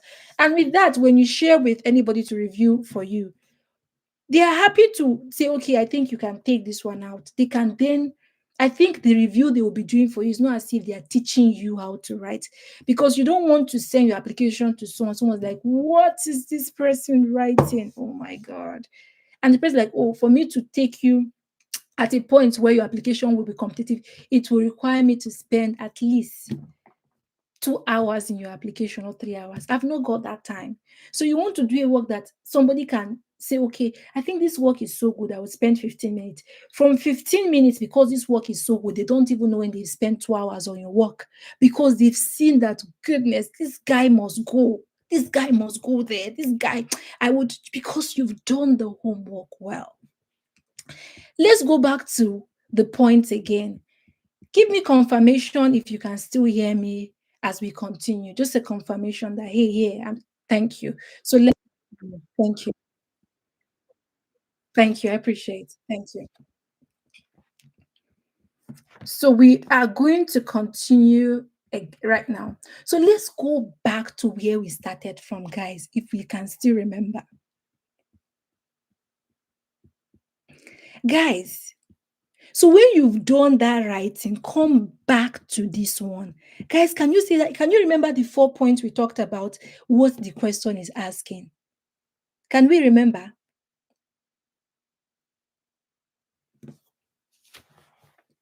Good. Yes. Sorry, I'm not looking at the chat because I'm on the document. You can just say yes. Good. Thank you. So if you see these four, I'm going to highlight them just now. So you can see this red. It doesn't seem like the best of color to use just now. Yes. So guys, can you see these 4 questions? So when you talk about all your stories, you talk about all your stories, then you come back and say, oh, have I really answered the question? Has Miss Sadia answered the question? Then you then say, number one, they ask me, what is my experience? Yes, I have talked about my experience.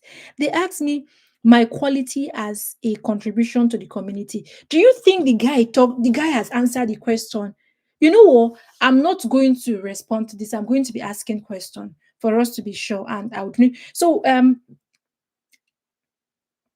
would we say the guy has answered the question of what is your experience? If you say yes, give me the reason why you say yes. If you say no, give me the reason. So anybody can unmute. Anybody can unmute because obviously we've done the practical aspect of it. So let me know what I would really like to know what the feedback is. So guys, do we think that this guy has done this guy has done justice to the question of what is his experience and why do you think so? Anybody can unmute, please.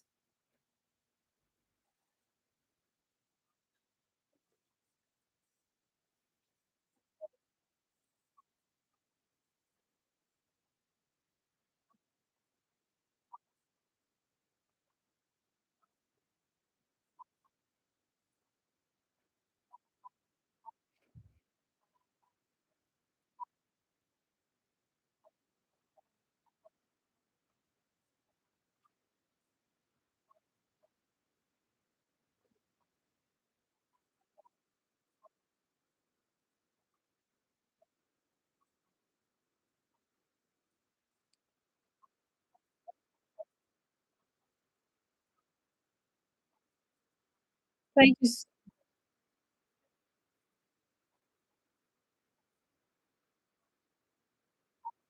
Yeah. Please just replace that thank you with prayers for me. I it will go it will go a long way for me. Yes, but thank you so much. Thank you so much. I can't see your name, but you could tell me your name so I can just call your name because I'm actually on the document. I don't want to go off. So what's the name? Praise God. Thank you so much for that feedback. I appreciate. Praise God and every other person on the call. Do you think, guys, let's be honest, you don't need to respond, though.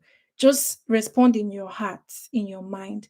Guys, do you think that you've done justice to your own application that you are drafting, whether it's for Chevening or it's for Erasmus? Do you think you've done justice to that question that asks you, what is your experience? From what we've done just now and from what you've seen, do you think you've done justice to that question, that draft that you have somewhere, whether it's online or on your system or it's on paper? Do you think that you've done justice in answering the question of what you experience? Do you think you've done justice to whoever that would read it, that they would not be saying, like they would understand you, they'll not be asking they'll not be thinking of questions which you've not responded? Do you think you've done justice? That that question is for you to respond to yourself, not to me, but you respond to it. So let's go to the second part, and I want somebody else to respond to it, please. And please, I want everybody, like these four questions I'm asking, I just want everybody to speak on it, right? Because guys know it's more than 2 hours we've been on this call. So it's just important that everybody is responding, right? Please. So to the second question, it says, it is asking that how would your quality contribute to the Mastercard Foundation community? Please let somebody respond to this question, please. Thank you.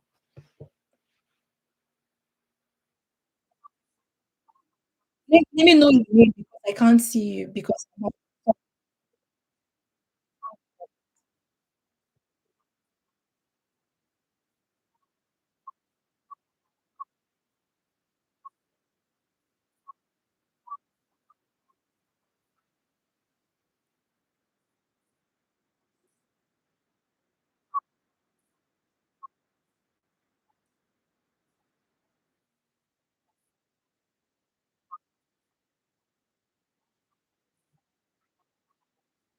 Thank you so much for that response. I love that. I love that. And I think the thing also is to ensure that when you are saying you be cooking, I just want to add because I don't want people, all of you to be see if everybody is saying cooking, cooking. They'll just know these people is as if you go and get the idea in ChatGPT, you would affect your application. So, for example, if somebody wants to say they cook, you can't say I'll come and be cooking for the Mastercard community. They are like, we are not getting scholar that is a cook now. No, we are not. So, but then let it be that at your application, there's something you mentioned that says something like Well, I have bring people together through sharing meals. And when I come to the community, it's still something because it's a cultural thing. And obviously, anywhere food brings people together, I'll do the same. But for this young man, yeah, you know what the young man has been saying in his story, but my people, he's been saying that he the way he bring people together is through tutorials, right? Through tutorials, people, they are learning together, they are sharing ideas. But what I think this young man did not do well, Margaret and everybody, is that when he then come to how he would then contribute to the community of Mastercard, he said it was a little bit vague. But what if this young man was very specific enough to say, well, I would I understand that we are all international students, that what we'll be learning, it's a part of what we'll be learning is new to us. That culture that I've used to bring people together since when I was doing primary school or secondary school, of learning together, which we would be in a groups, which would allow us to connect, I would bring it. So Mastercard have a sense of, oh, this is the direction this young man is going. We could be any different. Somebody can say, oh, I've always had this thing where I've got this women group where we just talk, these free spaces, and these free spaces that we've got, people will just come together. Oh, I've got this thing when it's at night we'll do evening night or video night or movie night, which bring us together. Do you understand? And in that, even while we are coming together, we are mixing male and female, we also have a rules that guide us so nobody is violated and all. You're also looking at safety of people, ethics and all of that. Do you get it? So think of what you've been doing that have been bringing people together, right? And if somebody like me, I would speak to this thing.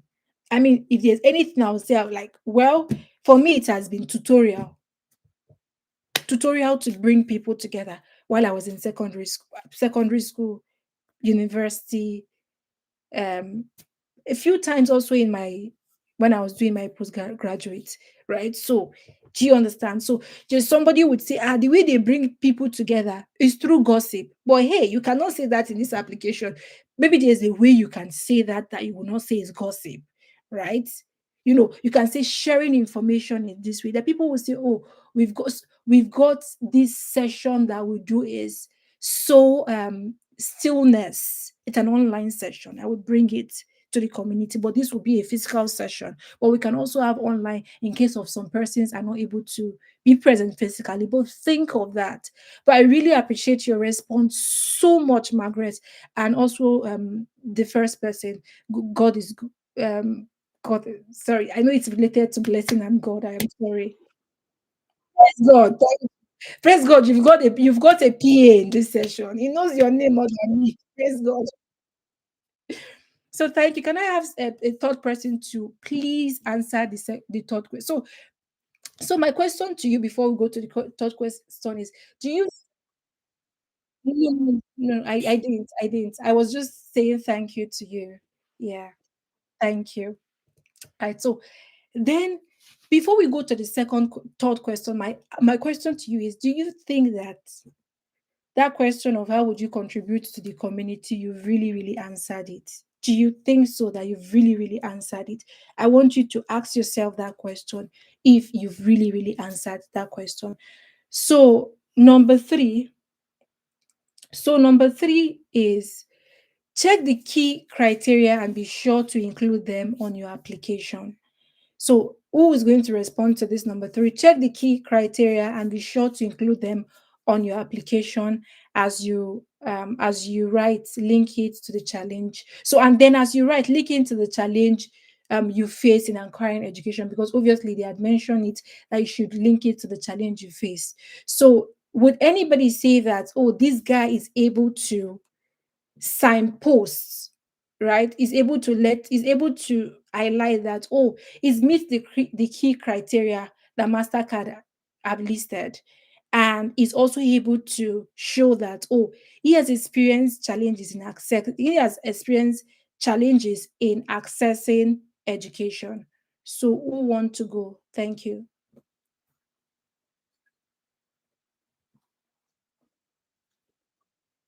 But I want someone who have not spoken. That voice sounds, yeah, someone who has not. Please, thank you.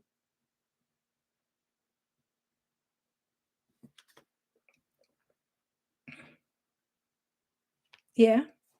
Somebody please answer. Can you? Somebody please should help us answer the question.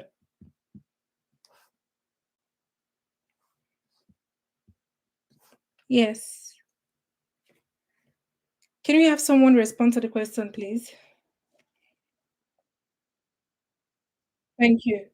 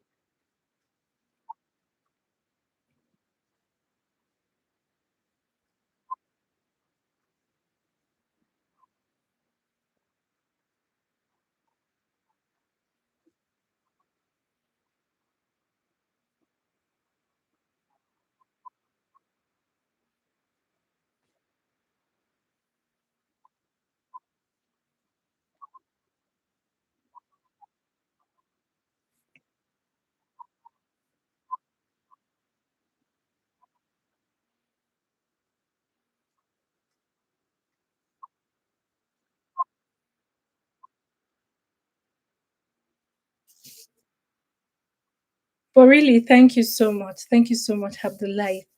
But really, thank you so much, Abdullah. Thank you. Thank you so much.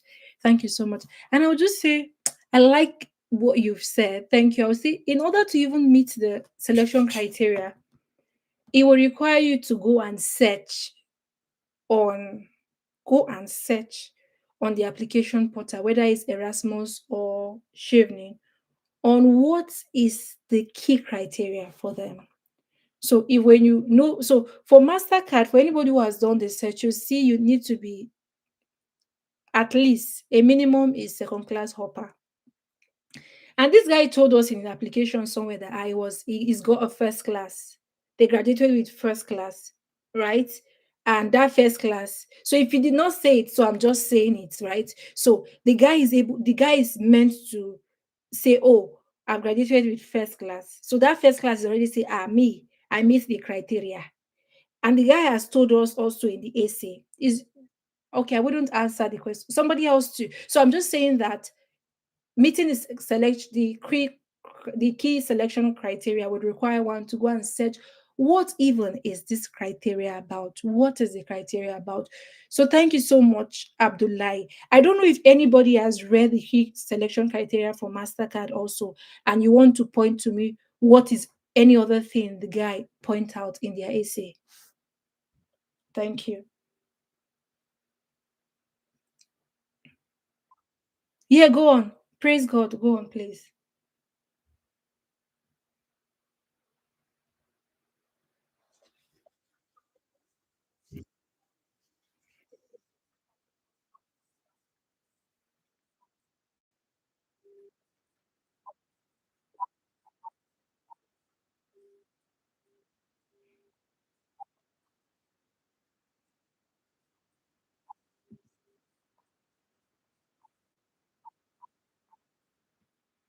Yeah, yeah, thank you. Yeah. So then for this guy just now, we can see that the guy is answering the question. So let's look at the last one when they talk about your identity. Would we say the guy answered the question of your identity? If you remember the question of your identity, please, who else wants to take the last one on your identity? Please go. Okay.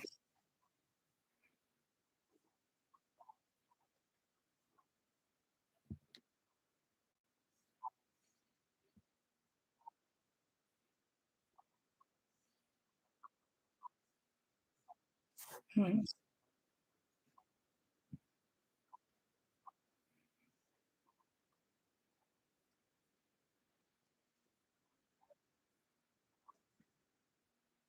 Yeah, thank you. So would we say that this guy has completely answered that question? Like he's not left anything unanswered.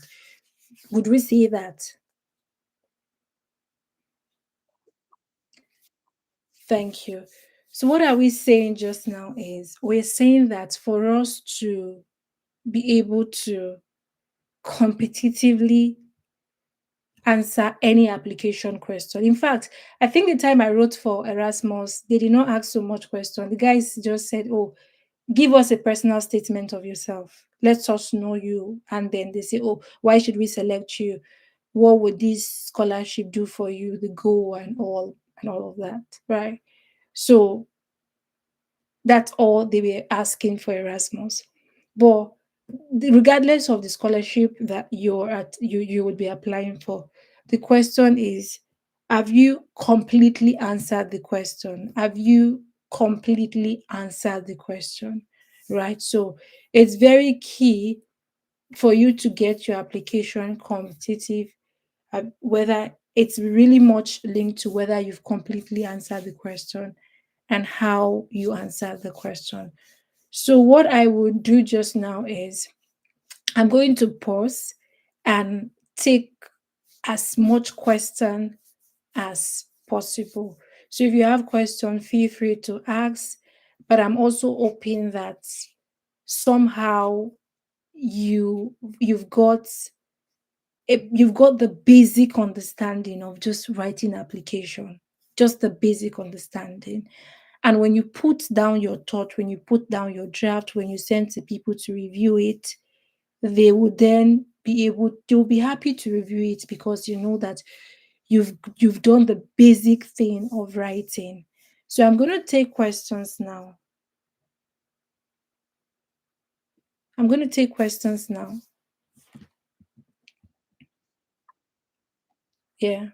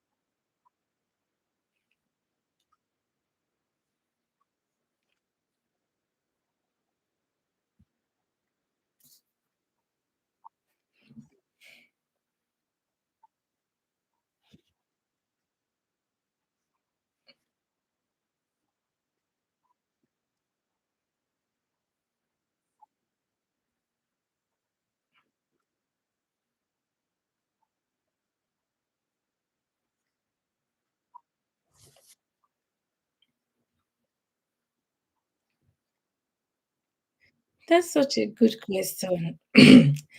And I say the same when I was writing my application to the Mastercard Foundation because the person who reviewed my application sent me his application. When I reviewed it, I'm like, they will not pick me. Oh.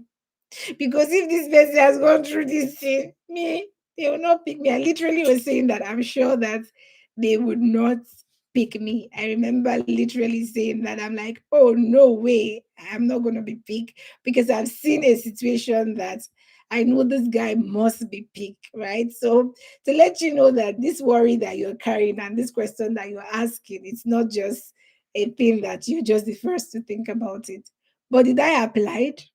I applied. Did I get it? Yes, I got it. But let me tell you something. I don't think as much as the priority for Mastercard is getting people who they are women, they are refugees, they are displaced, like it's a priority. There's still space for those who are not women, for those who are not refugees, for those who are not displaced. Imagine if people are, imagine if they've got a spot for 100 people, only 20 refugee applied. That means there's now 80 spots for those who are not refugee. And they may just so imagine if you say, this my story is not it, and you just missed a chance. Or imagine me that I'm like, look at this story that this young man is writing. It really speaks that he's a refugee, but I am not. I would have missed the chance to get the scholarship. What am I trying to say is that as much as Mastercard has highlighted, these are the things that we are looking for, and also other scholarship they would. In addition to what they've highlighted, you would also find them to say that we are looking for people who they've built the skills of resilience, they've built the skills of community. Yes, you did not have to go through all these things, but in the challenge you faced in your education while you were waiting, what were you doing? While you're waiting, you could have given up on school like a few persons did, but you did not. In fact, you started a small training or you were doing other things. What you were doing at that time, what was the result of it in terms of community development? Do you know there are people who would be from refugee, right? In fact, they might fail to be able to speak to some of the qualities Mastercard is looking for. Qualities like resilience, qualities like working with people, qualities like leadership. They might fail to be able to do that. And with that, their mark begins to go down. But you are not a refugee, but you went through challenges that impacted you. And these are the skills he built for you. And these are the skills that they are asking. Do you get it? It's more like there are times that have you ever seen a situation? It might be rare, but it's very much possible that a mother bought a biscuit for a child to give the child. Is giving the child is refusing. In fact, it's not just refusing, the child is even trying to throw away the biscuit. You that you are not the woman's child, you are just on your own, gentle looking. The woman carry the biscuit and give you and you eat it. And before that time, you are hungry. Mhm. So imagine if in your mind you're like, it's not me they buy the biscuit, you did not sit close to her. That opportunity you have missed it. So I hope as you're writing, you remember the story of the biscuit. So just ensure that you look at what is the quality they are looking for and you write.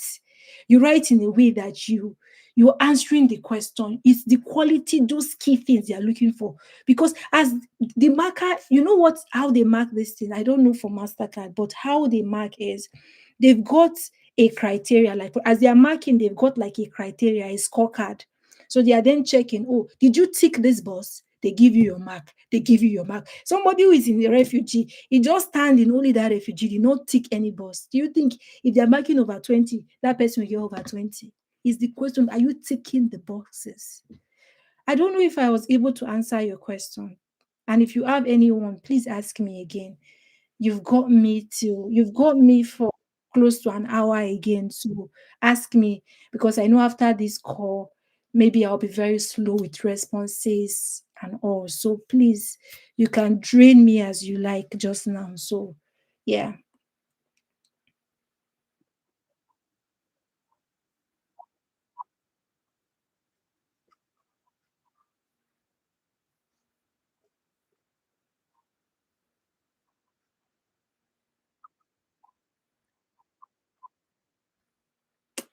The truth is, I can't promise you. I can't promise you. I can't promise you. But one of the things that I can do for you is I am not just the only scholar, there are various scholars. Send messages to a lot of people. I remember during my time, I can't count the number of people I sent messages to. And then I had like four persons or five who helped me then review my essay. So when they reviewed my essay, so the people who did not even say yes to me, does I can't even remember them. But if four people, I be five, reviewed my essay, I was going through refining, refining, refining. So what I would say is, I can't promise you, but there's a lot of people you can reach out to. You can drop it for me, no worries, but let it not be on record that I promise you, because I know I've got a few things just now, but send it to me. But I'm not promising you, but send it to me. But know that there are many hands that would review it if you've done this work. There are people who, when they see your AC, they're like, this one will just take me 15 minutes. It's just here and here and here. And is it? But send you feel free to send it to me, but I am not promising just now. But feel free to send. Yes, you're welcome. Please, any other question?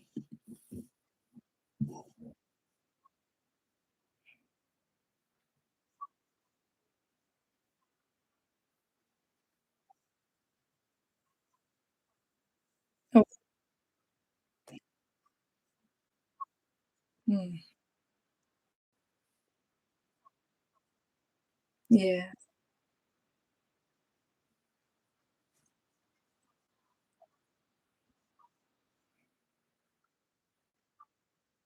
yes. So, my dear Rita, so is the reputation on interview stage, not application stage, interview stage?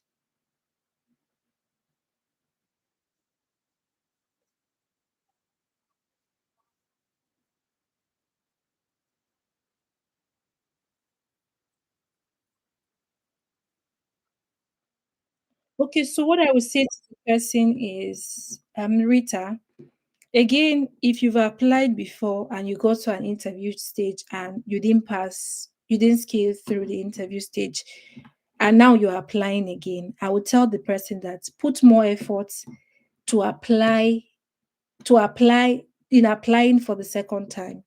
Put more effort in applying for the second time. Put more effort in applying for the second time so you can see through, you can get to the second stage of the interview.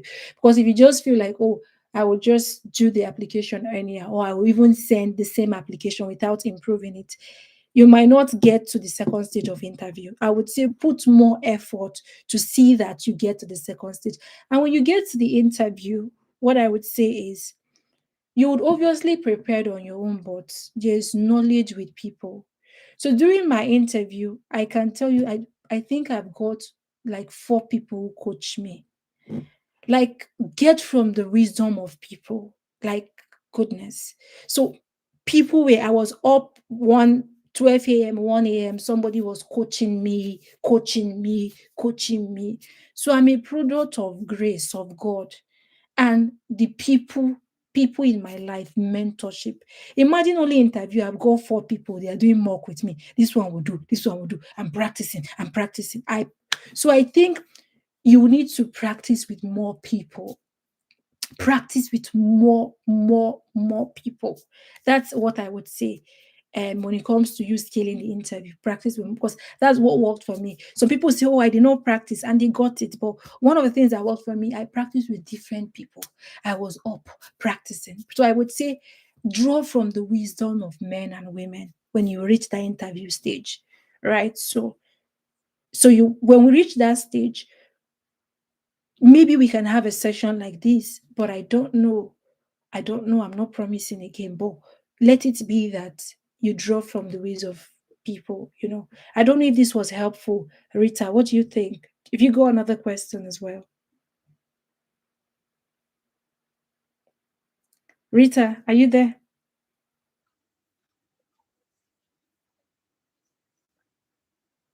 Yes.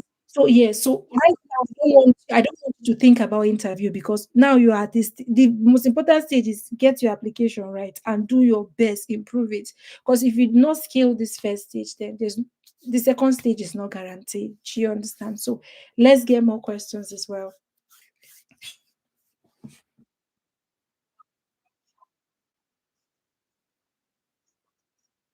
That's fine, my dear. My pleasure.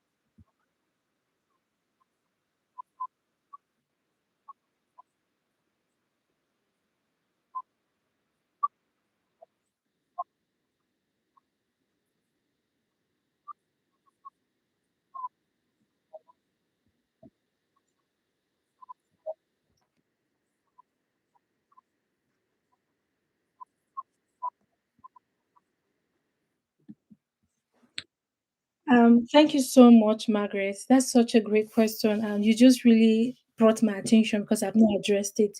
So I think that Mastercard is really, really just now big on climate change. So you could have a great idea. So you could have a great idea, right? You could have a great idea, and the question is, does the idea really link to what the application is looking for? So I would say just now that um, as much as you would find that every application what you're looking for Mastercard, I think they've also got a goal that is connected to climate change, right? So at the time I applied in 2022, they were not so big on climate change as I would think they are just now, right? So at the time I applied with the fact that I was doing education at grassroots. That was what I was doing, education in communities. I was doing vocational skills training. That was all that I'd got. But Margaret, do you know what happened? During the application in 2022, they asked of climate change. They asked of climate change. And at some point, I'm like, well, how does climate change connect to the work that I'm doing? I don't how.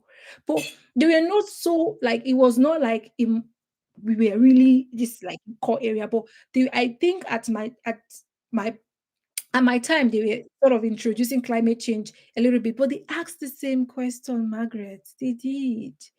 What did I do? What did I do? I remember I did the research.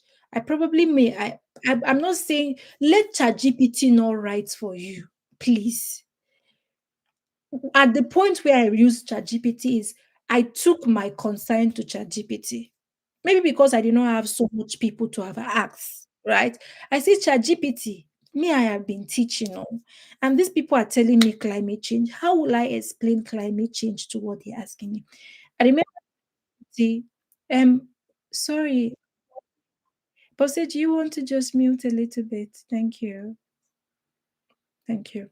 So I asked ChatGPT, I'm like, ChatGPT, they're asking me of all this. How did this my work relate to to climate change?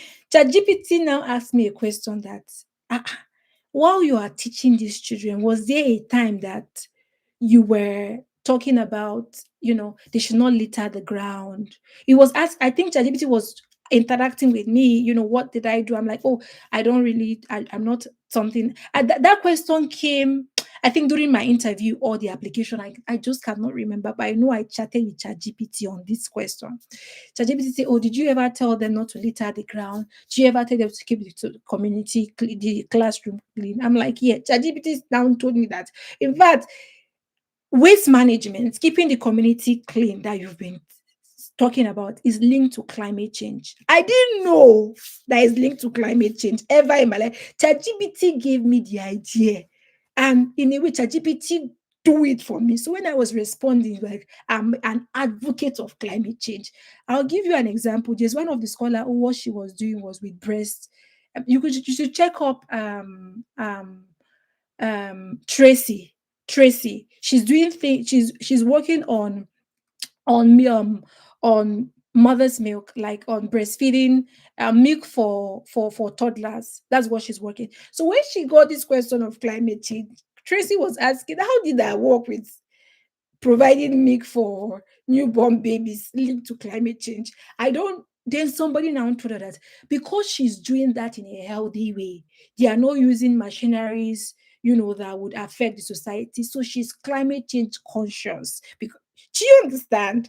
So if ask ChatGPT, ask people, and look at a way that your work is is enabling climate change. So every work is possible. Talk to ChatGPT and let ChatGPT help you. Because if me, that what I was doing was I was is teaching children training, how the training now reach to climate change. I did not know that it actually reach, but ChatGPT helped me. But when ChatGPT helped me, I need to reflect and think, and make sense of it and say it constructively. Margaret, do you think was helpful?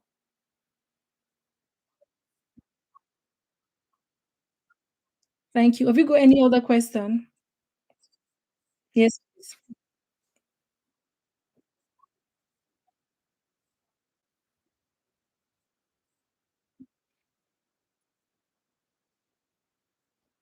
Yeah.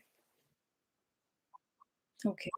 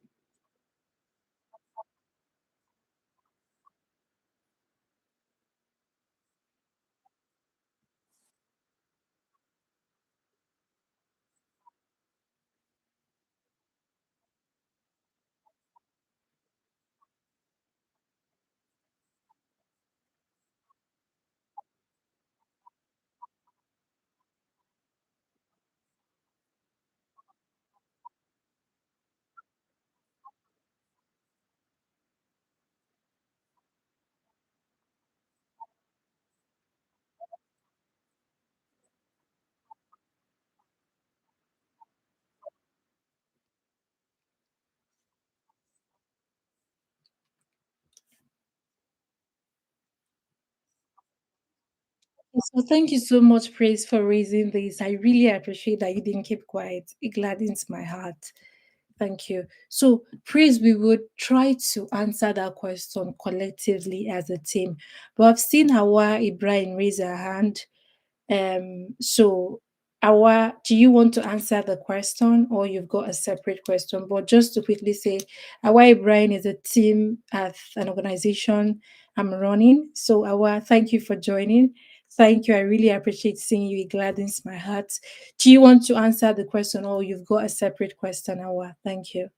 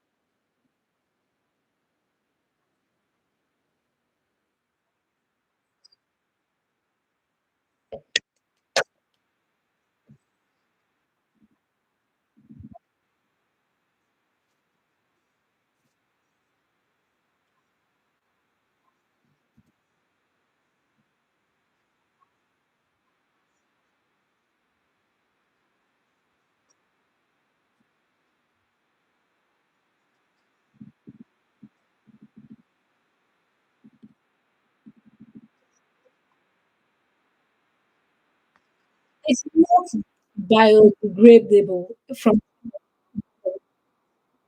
Well, that's from Mohammed, not me. That's Mohammed, not me.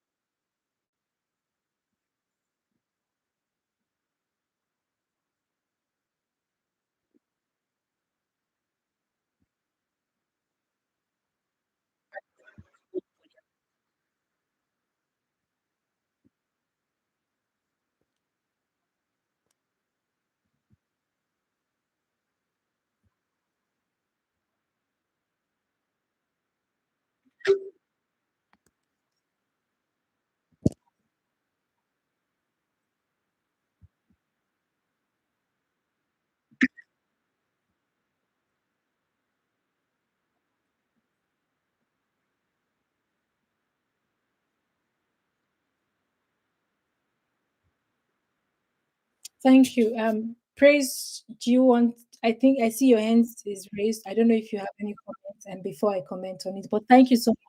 I really appreciate. Thank you. Praise, go on, please.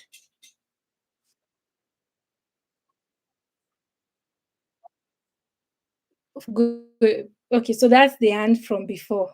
Okay, thank you. But what do you think about what Awa said?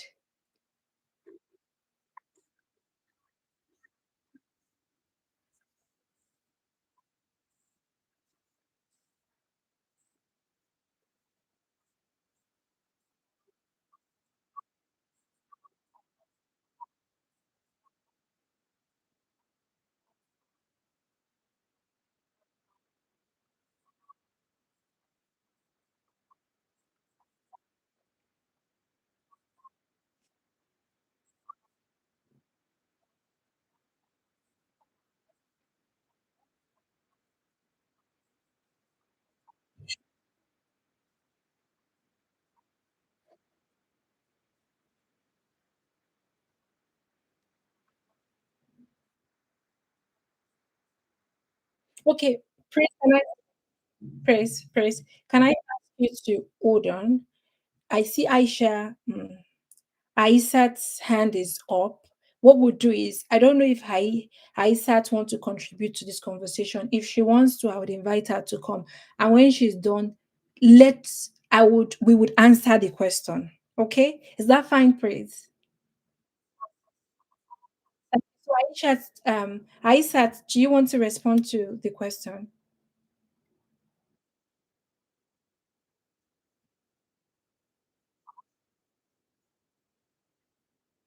I'm so sorry.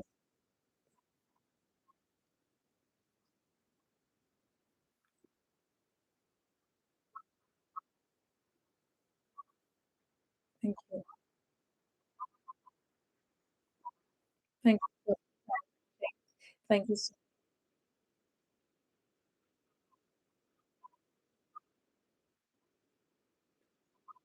Thank thank you so much.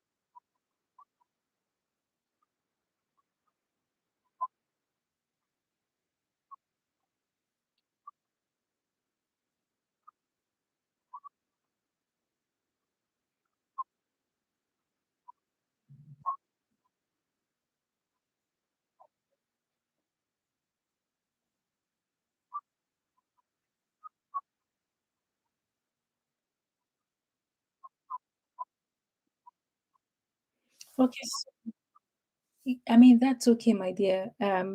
I've not got everybody's email address. So I think you meant the document, right, that I shared. So I think two things to respond. So to respond to your last question would be I've not got everybody email address to be able to share that document across. But because the session is live on YouTube, I maybe would say an alternative could be if you're looking at the YouTube, you can pause. Or if yes, somebody just say check YouTube, or you can email, I could, if there's anybody who would volunteer to get everybody's email address, or if you want to create like a WhatsApp group chat, I can send it across. So the name of the YouTube is Sadia Murtala. I would share it with you, and I would share the link also if you want. So two things to respond to. I'm happy to. I know your mentor, Eric Lamba. You can get my contact from him. I'm very much happy to share the document with you. Otherwise, you can ask me via LinkedIn. Otherwise, on YouTube is there. So, and on YouTube, you could always just pause and see the slide. But yes, I don't know any of the options. I think getting the document across to you shouldn't be any challenge. That's what I think. So to respond to your first question, whether any special hints to give you, I would say, obviously, all of us have been in this session. We've listened to all that I said, and the point of cooking. Well, all of you can decide to say cooking, but maybe there would be a different way you guys will say it. But I am not encouraging that. If for anything, I'm discouraging that. So, for example, if somebody decides to say, well, they would cook, they could say, well, it's not as if they would cook for the community.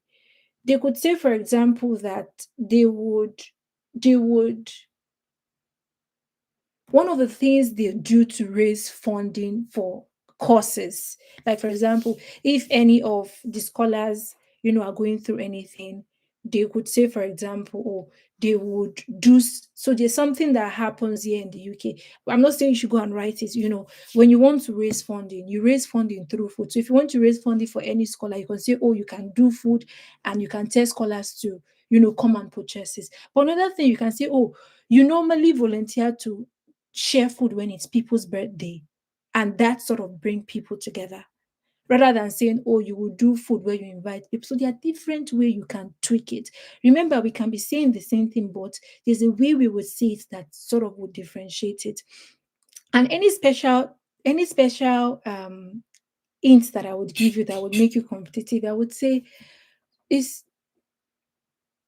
yeah, someone say book reading series. So any special, hint that I would give you is I would like take time with your essay. Take time with your essay. Read your essay. And special trick for me is two things. I think it is in maybe three things. Special trick for me, three things. I took time with my essay. There's one time that I just got tired because the feedback I was getting was just not helping. Every time feedback like do this, do this. I left the AC, and I think I later come back to the AC with a fresh head, right? But before I came back to the AC, at least more than four persons has looked into my essay. These are people who have been different from Chevening, from Erasmus, from Mastercard, from University of like different people have looked at it, right? So do you get it? So my trick will like let a lot of people look at it, draw from the wisdom of men. There's not everything you can see. There are people, they have inside knowledge, they know what they are looking for. You are just beating around the bush. Draw from the wisdom of men. That's what I know I did. I took my time with the AC. This is like a special hint I think I would give. I took my time with the AC. And the last thing is, which I know is the most important, I prayed. I fasted. Like I prayed. There's the way I prayed for my scholarship. At some point, I'm like, the angels will be saying, if there's anything that like, oh, they should just may God bless you with this scholarship. We are even praying to God to give you because this woman, you are always coming. So like I prayed. I seek God's help. I seek God's favor. And my prayer point then was like, God, bring men and women in my life that would help me in this journey. And those prayer manifested when I was reaching out to people on LinkedIn. They would say yes, yes, they would help me. There are people who spend hours. There are people who spend hours on my application. That even if it's the application, they will know the I'm like, God, it is you. I'm like, Allah, this is you, Allah. There's nothing else. It's just you because people could be busy, but people left their busy work. During my interview, there's somebody who was up on the call. He has a family, 1 a.m. I said, let's win. He did not know me. I don't even think we will ever meet. But what do I say? Even with your hard work, it takes grace to take you there. So you see that great, do your hard work, you still need grace. During my interview, I prepared everything. I I was always preparing.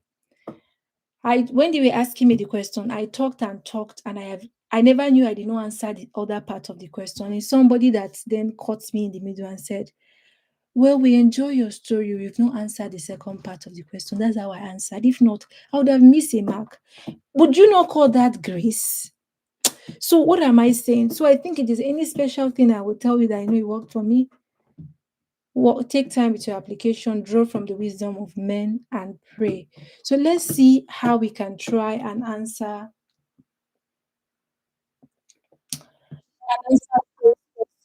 Yeah, go on.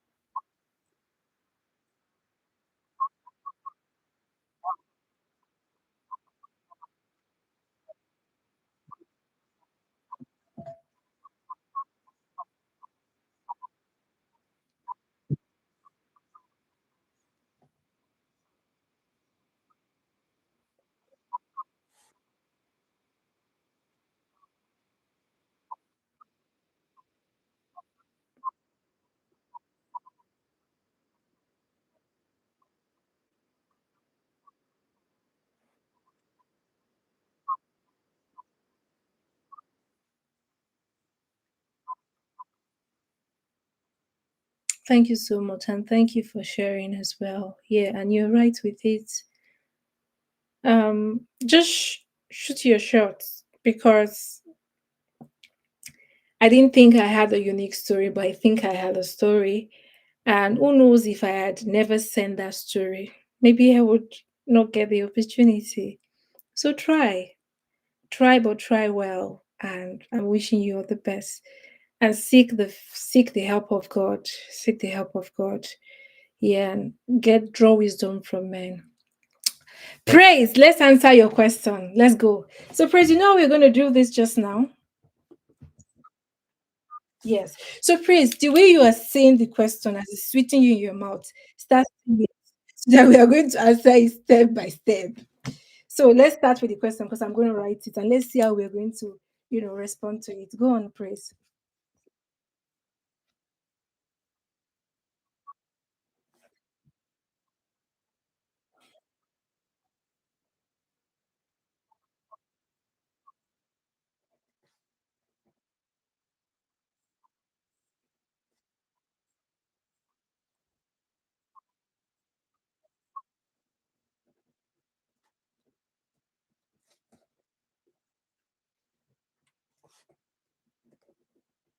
Thank you.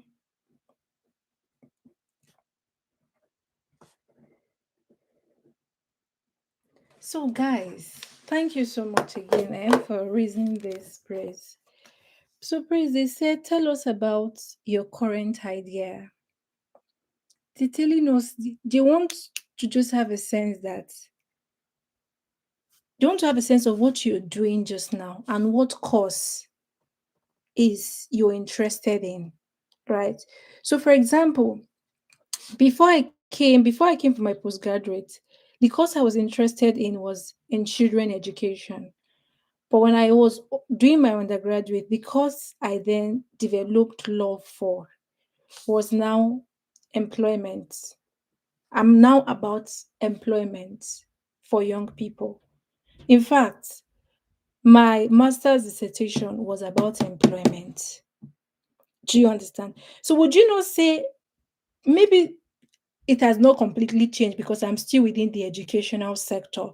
But the audience I'm focusing just now on, it's not girl child, it's not a girl child, is young people. So what they're asking you just now, praise, and every other person is, what is the project you're currently working on now? Because what you say you've done, your story, maybe your story, whatever that happened, maybe something has changed. We don't know, but they just want to know, what are you doing currently now? And what you are doing, is there any way connect to what is important to us, which is climate change? Guys, should we get that? So the question now, when we understand it, is say, tell us a current idea you or project you're working on. And now, for example, Praise says, the current idea that I'm working on is with pad, with pad, with pad, with pad and climate change. With pad and climate change. That's the name of your project. With pad and climate change. If I'm going to respond to this question just now, this is me saying the project I'm working on is with pad and climate change. You've already drawn whoever that is reading. So you don't need to be this name I'm saying, but I want you to think of a name that even while they read the first sentence, they are already drawn to that, right? Think of a name you, because this video is online. A lot of people will come and watch it. Don't go and pull with pad. Everybody they are saying is with pad that are working within your sector. Be creative, praise. Okay. Yeah. So then, yes. So then you say, oh, the name of the project you're working on is with pad and climate change, right? Then you go further to say that this project, remember, there's explanation. See, when they ask you that question of demonstrate, they're asking you of evidence. Praise, we talked about evidence just now, right? Eh? So let's continue. So please, when you tell them that the project you are working on is with PAD and climate change, you now explain. With PAD and climate change is a project that aim at reaching 1 million guests in southern Nigeria, for example, with pad. But this pad is different from every other pad that has been used in the last 8 years, where those pads are not biodegradable, that affect the society, right? Which affect the climate, because you are climate conscious, right? So that is the project that you're interested. And then you want to be sure that you are not shifting from your work of sexual and reproductive health. You now connect that to, say, and this is in line with the work we've done in the last 2 or 1 years around climate change or and gender-based violence. You link it, right? So what have you done? When you make your point, you've explained it. But you've not completely answered this question, because they're asking you that demonstrate your leadership in that area. What has been your leadership in that area? Right? Then they're now telling you, give us evidence. Give us evidence. Then you can then go further to say, in the last 7 years, in the last 1 year, or in the last 6 months, I have been working with a group. I don't say you should say this. This is not your story. It would be so sad if anybody is speaking this. I just want to give you an example, because sometimes we need example just to bust to open our brain in thinking how we should think the direction. Or so you can then go further to then say that in the last 2 months or in the last 1 year, you've been working with a group of people in your community, mobilizing young people, right? In working in getting the government attention of changing, or of putting policies to encourage more production of pads that are biodegradable. That's your leadership you've done. It could be the leadership as simple as you've been speaking to parents, you've been going to shop for them to buy in. But what is the result? The result could be, well, nobody accepted it. Everybody said no. But you also understand that the lesson you got from the result is that it's because that you were reaching out to shop, you were not going to government, or you were reaching out to children, but the children is not them that buy the pad, it's their parents. So the lesson you got from that result, since nobody agrees, that you need to go and meet the stakeholders. That's the lesson you got. So it could be that you have done this in your leadership, but it did not work. It's okay if you tell them that it did not work, but you got your lesson and you put the lesson there.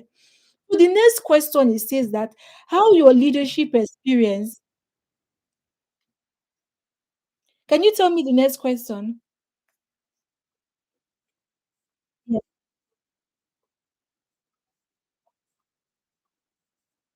lovely. I would. That's all right.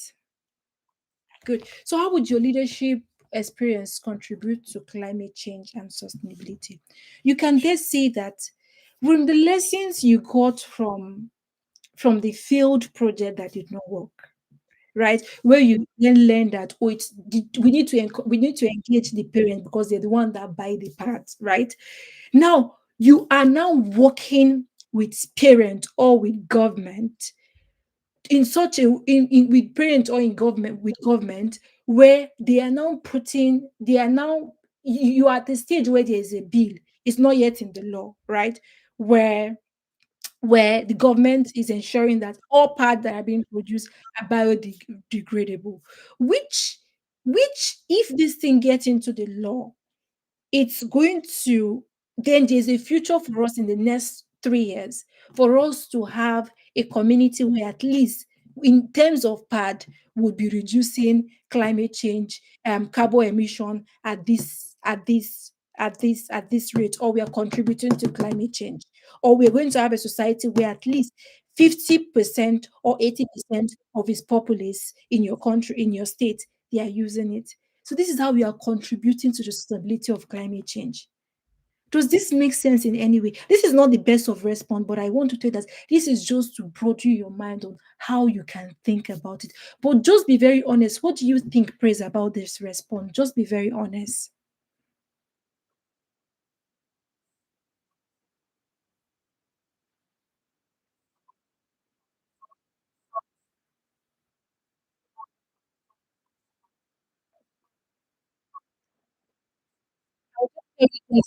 There's a way to respond to every question. Sometimes it's taking time speaking to people and just taking time to reflect.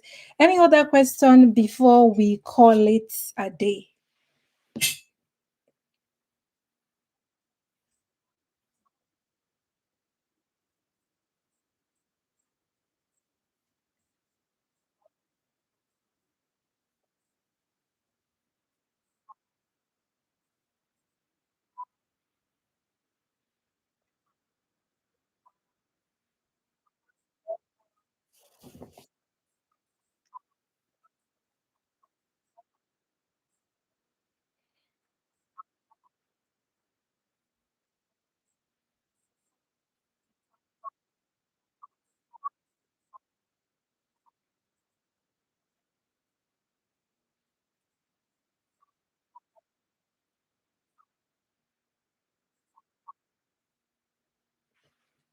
That's such a good question, Praise, and thank you so much for asking it. And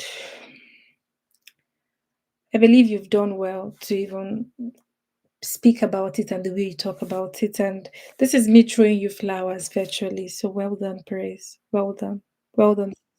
Yeah. So I would say that, well, there are people who they got the scholarship. Praise God that they did not go through barriers. Like the barriers I went through, they did not even go through. Do you understand? But they got the scholarship. Do you understand? They got the scholarship. Do you understand? So the question is, how do we then write our barriers? How do you write it? That is then because when they talk about barrier, right? It's what they mean is how that thing affected you personally. It don't has to be something to there are people who, in fact, the barrier they went through is too much, but they cannot even write it as they are supposed to. So what am I trying to say is that your barrier that you experienced, it was a toxic environment, right? It's a barrier. Can you show us in your writing how the toxicity of that environment affect your ability to study well? Is it that Loretta, I think we've got Loretta, do you want to respond to it? Go on, Loretta Bright. So okay, I might continue, but feel free if you've got a contribution, just feel free to, yeah, go on.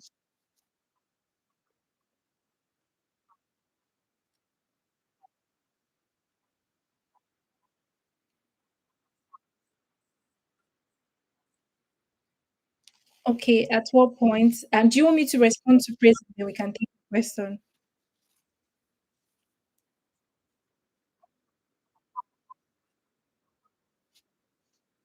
Yeah, yeah, that's fine. Thank you. So yes, praise, let's continue. So it's I think what I want you to really think about praise is how can is your ability to show that what you've gone through truly affect it was a barrier to your education. Your focus just now, pray, should be you being able to make that point that this thing affected me. This thing affected me, right? So that should be your focus on saying, oh, have I really signposted that point? Have I made that point that anybody can say, yes, that environment, because of the level at which it was, the level of that environment, it affected my education. So somebody can say, yes, that's the truth. And also remember how you explain that environment and the evidences you would give will then buttress the point if truly that was a barrier. So let your focus be on that. Remember, you know your story more than all of us, you know it. But with what you've learned here, let it take you back to a place where you will sit and say, praise. How would I show to these people? How would I really, really share to them that that thing, as little as small it might be, it was a barrier to my education. How would I explain to those persons who were not in the shoe? How will I give evidence? There are a lot of evidences. Which one would I choose? And how would I write it? Right?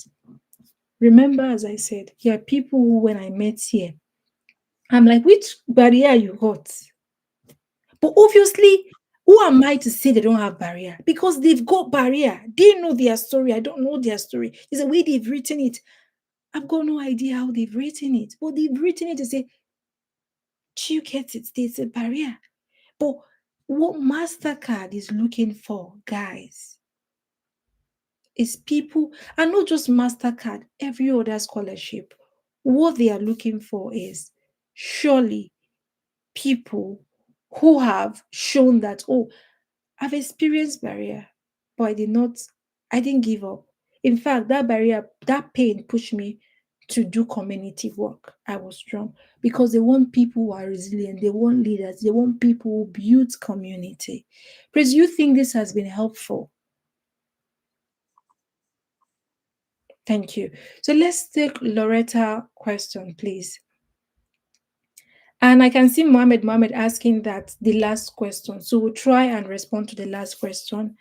And please, at the end of this, I would drop a feedback form. So let me get a feedback of this session, what work. And yeah, yeah. So Loretta, please go on.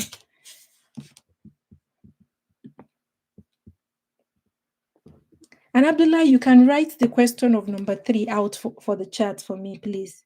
Oh, somebody says time for prayers. Oh my God.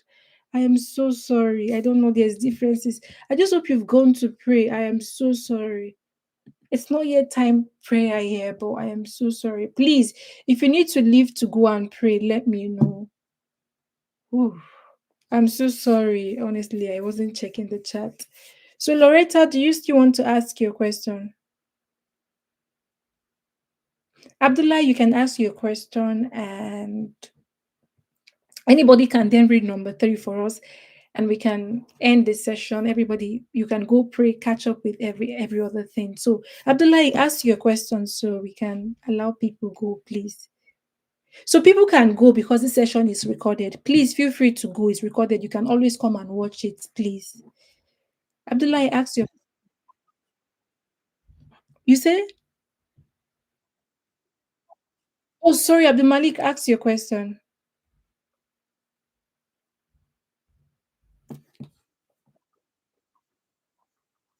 But before you go on, have you prayed? Sorry, have you prayed? No. Oh, thank you. So your question.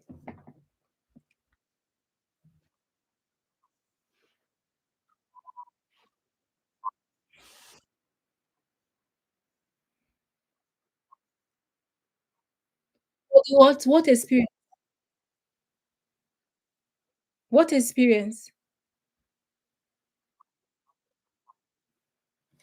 So what do you mean research experience?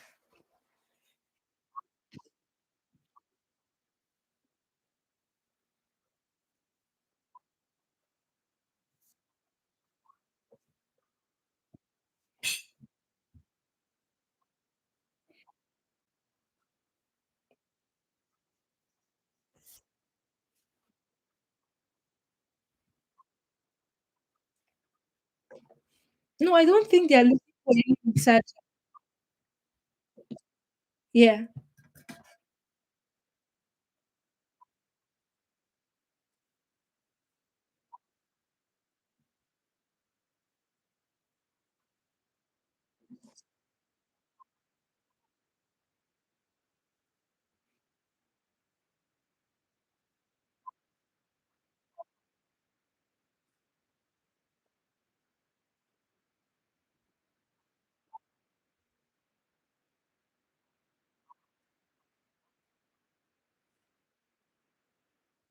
Okay. Thank you so much.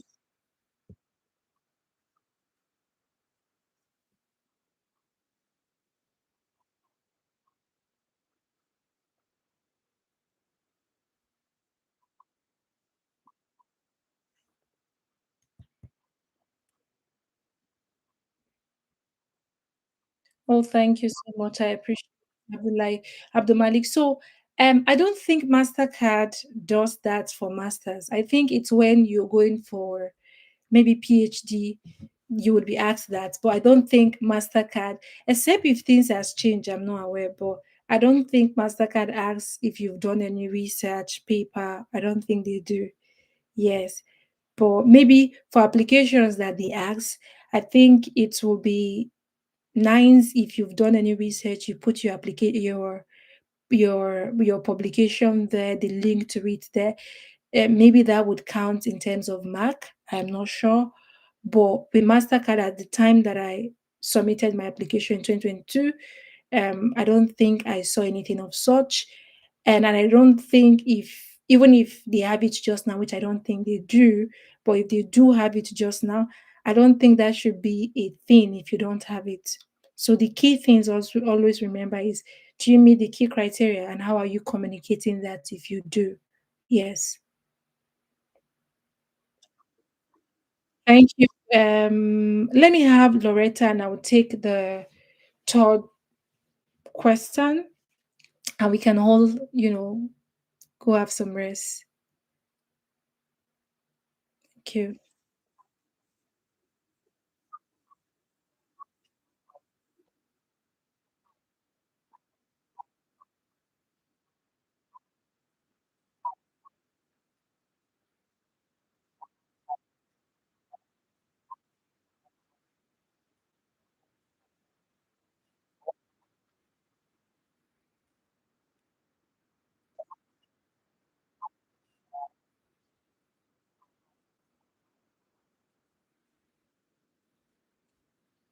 Um,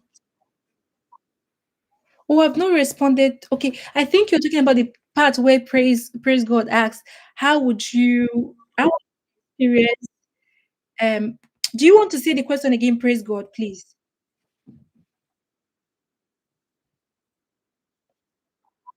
Okay.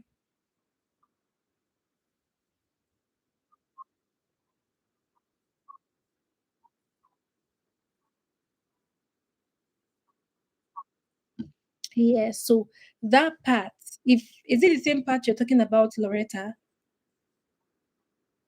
Thank you so much. So I'm saying that a way we can go around that could be you saying that you then bringing the work that you've done, right? So your leadership. So you're then saying that um, the work that you've done, so the work that you've done and you're still doing since the last 2 months on 1 year in mobilizing, maybe in advocating to the government or to parents, right? Um, to ensure that the bill you guys have gotten around ensuring that um, the parts that are being produced are biodegradable, right? Um, that leadership you're leading, that thing that you're leading, right? Because it's a work you're doing. It could be as simple as it's just advocacy. You are going to houses. That's your leadership. Maybe going to houses, informing parents, whatever that is. But just now, I'm using the explanation of you're already doing a lot of mobilization advocacy with the government. Obviously, you guys, you've got a bill, you're trying to see that it's been passed to law where there's that law that says, oh, whatever part that is being made, it has to be biodegradable. It has to be biodegradable. So you're saying that, well, this leadership that you're leading. So when they say the leadership, they're just saying the work that you're doing in simple terms, the work that you're doing. Just always. So you're not saying that, oh, this work that you're doing just now, right? Which is obviously you are leading something, you're leading a movement. That this work will lead to in the next 2 to 3 years, or would contribute to whichever word you want to. Right? This work that you're doing will then contribute to in the next 1 to 2 years a community where 60% of the women would be using this pad, and then it will then contribute to addressing problem of climate change, as instead of we having um products that would not degrade, which will contribute to climate change, increasing the carbon emission. You guys know the terms. But this work that you're doing, because we've got people who then will be using these products, we are going to be reducing we're going to be contributing to that fight of climate change. We're going to even be reducing carbon emission to this percent. The idea is what they're saying in simple sentences to say, well, your leadership, the work that you are doing, ma'am or sir, how would you contribute to climate change, and how will you contribute to climate change and sustainability? You're saying that if everybody begins to use this pad, well, it will degrade, like it would help us fight this climate change. And in fact, when it comes to sustainability of this, how we do is the fact that there is now a law where there's a law in place that would sustain that, right? So I think one of the things that might be important to mention here is when you're answering that part of the question, remember they're asking you, what are you leading? What are you working on? What have you been leading? And what you're leading, how will that contribute to a cause that is dear to us, which is climate change and sustainability? So think about what you're leading and what will be the contribution. If this was helpful, Loretta,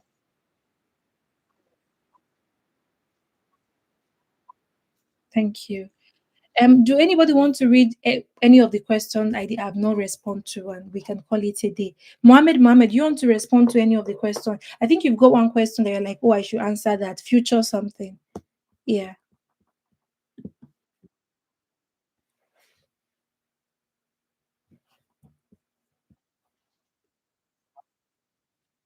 Good afternoon.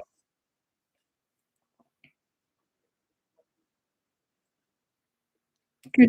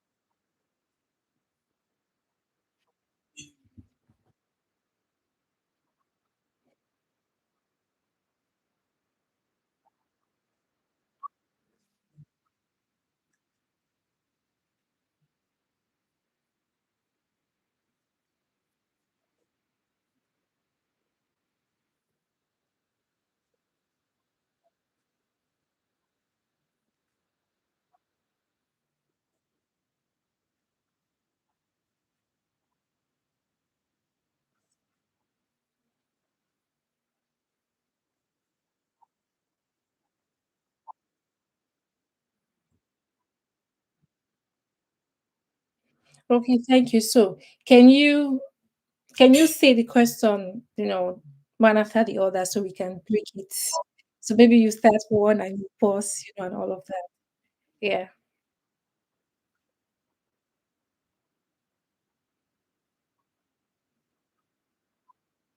Can you pause please?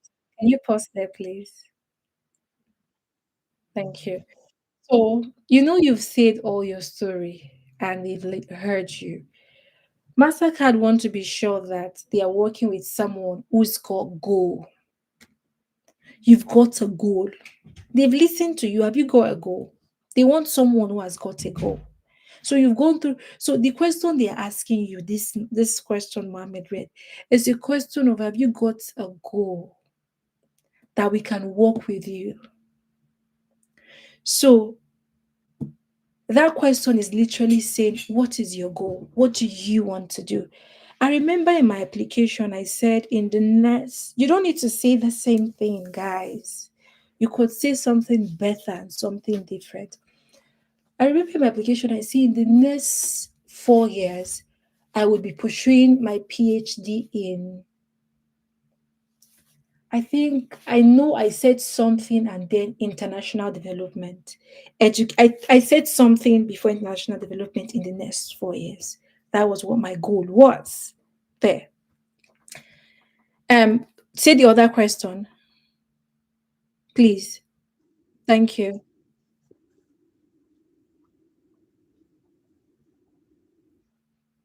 So I said in the next, I can't remember exactly what I said, but I know that in my application I said in the next 4 years, I'll be pursuing for my PhD in international development studies. And this is why just now I am applying for the degree program, a master's program in African international development. It's more like my that goal that I said, how will I get a PhD if I've not done a master's? Do you get? I'm like, and that's why and the PhD I took was international development. So I must let it be that what I would study would be connected to international development. So I'm like, that's why I'm going for a master's in African international development, where in this course it will expose me to it will expose where in this course it will um expose me to a course module which is being delivered in the course around gender and displacement and women and education, which will broaden my understanding on how to improve programs that affect women and young girls. And particularly, this course would also link me with Professor Jane Brarara, who has worked in Africa in this course and they've done the similar work. I would be able to work with them. Now, the experiences that I would learn for this, can they enable me to be able to work, to be able to extend the project that I'm working on that is about education, blah, blah, blah, blah, blah, blah, blah. Do you understand? So somebody like praise can be coming from the angle to say she wants to, in the next 6 to 7 years, she wants to be able to work within the health sector, within the Ministry of Health in Nigeria, for example. That's your goal. And for you to be able to work in the Ministry of, and that is why you are taking a course, this course that is this. And in this course, there's a part that talks about policy and how policy when it comes to a health issue. And there's a lecturer that has done something there. Now, all that you would learn will lead you to be able to do this. Does this make sense to anybody? So they have a sense to say, well, this person has a direction they are going to. So everything. So when we give you this education, it's not as if we are giving you. It's tied to something that you want to do. Mohammed, do you think that makes sense? That was helpful.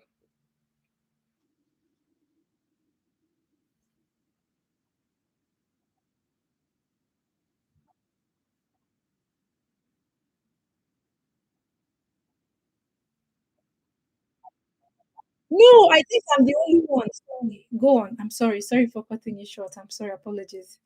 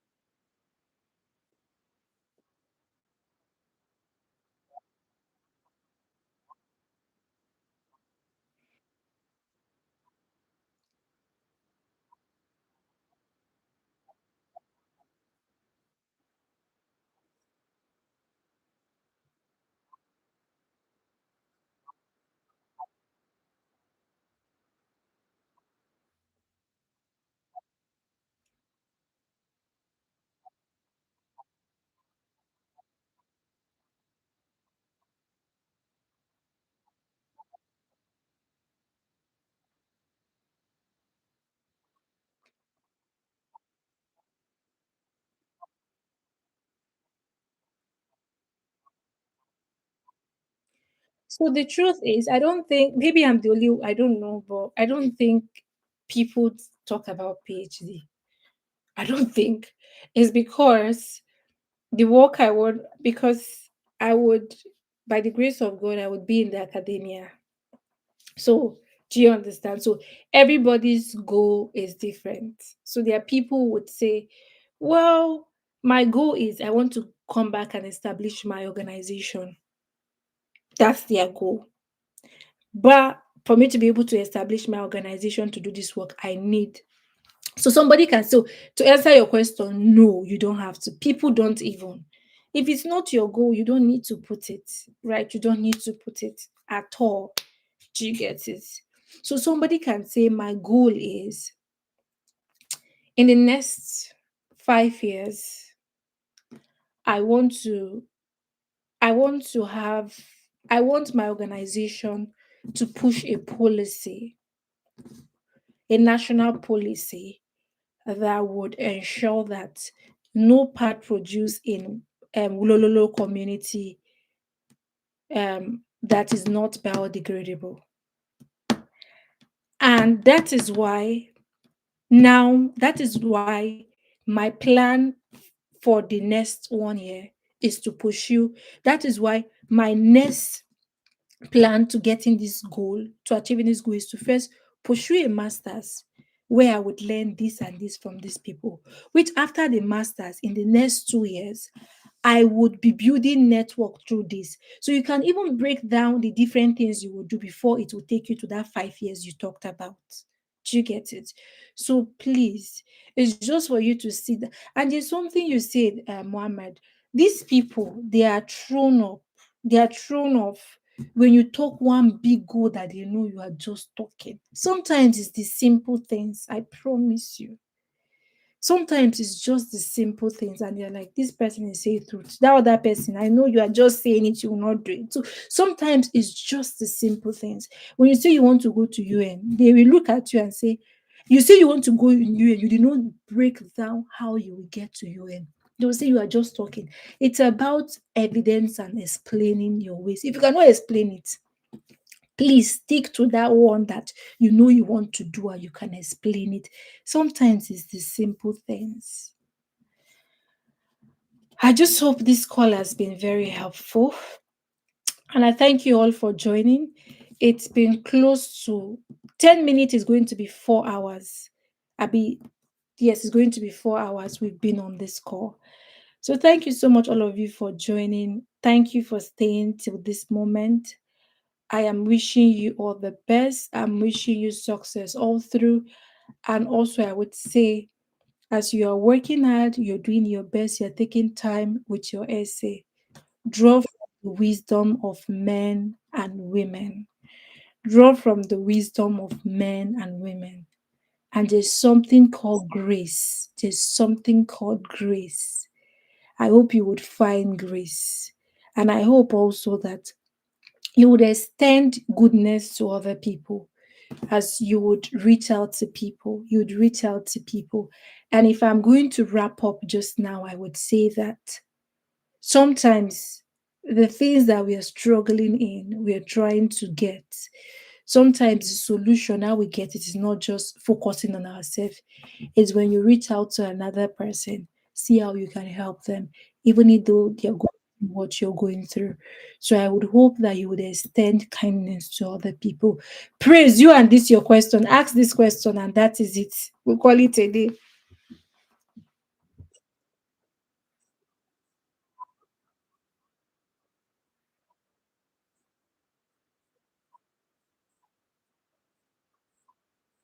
I think someone asked the question, praise God.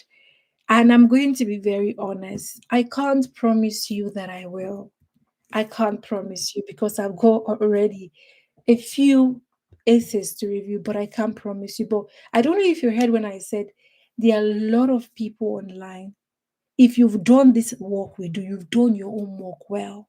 You've done your homework well. I think you have still about 15, you have about 10 days to still work, or 9 days to still work on your application. So if you've done your work where you send it to people, you give them like 1 week. Imagine you finish writing your essay, let's say on the 15th. You send it to people, you give them 5 days or 4 days, because I know the deadline is like on the 24th, if I'm not mistaken. But to respond to your question, I'm like, you can send it to me, but I'm not promising. I'm not promising. On 21, thank you. I'm not promising, but I hope. No, I'm just saying that I'm not saying that nobody can send their AC to me, but I'm not promising you that. You understand? So you don't say, "Oh, Sadia promised." I'm not promising, but reach out. Maybe it's a time where obviously I'm like, "Oh, I just want to block my calendar. I just want to review this person's essay." But I don't want you to go to the mindset that Sadia promised that she will. There's no promise. There's no promise. But I have given you more expo to say during my time, I've got more than 4 persons to review my essay. A lot of people. So let it have a budget to say I will send it to 30 people. Inside 30, maybe you can get one or two, or send it to a lot of people, right? It's not just Sadia is just one. There are people who've got initiative that you can send to. And thank you so much, guys. Any other question, please?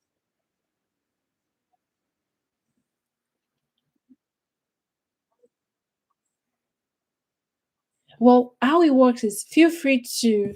So I'm scared of sending my email address. On LinkedIn, you can just, I've seen people just drop documents on LinkedIn for me. But yeah, but I am not, you can drop it on LinkedIn. That would work. So I don't know, are you able to send documents on LinkedIn? Wow, how did you get it?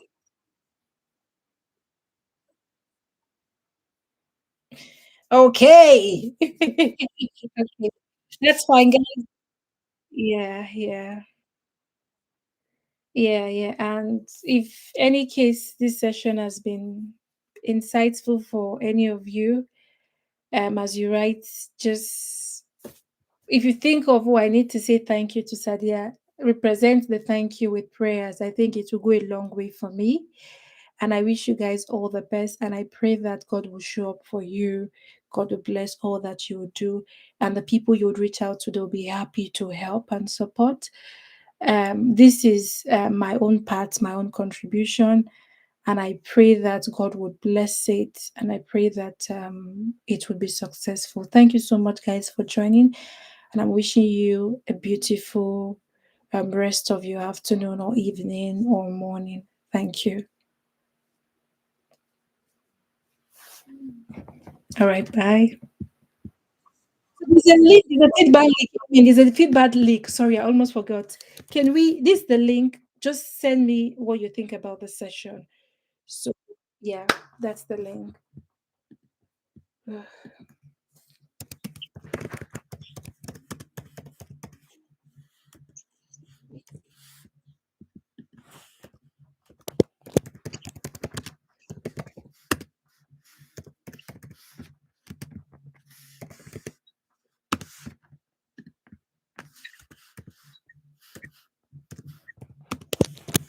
So just let me know if you've gotten it so I can go off the call.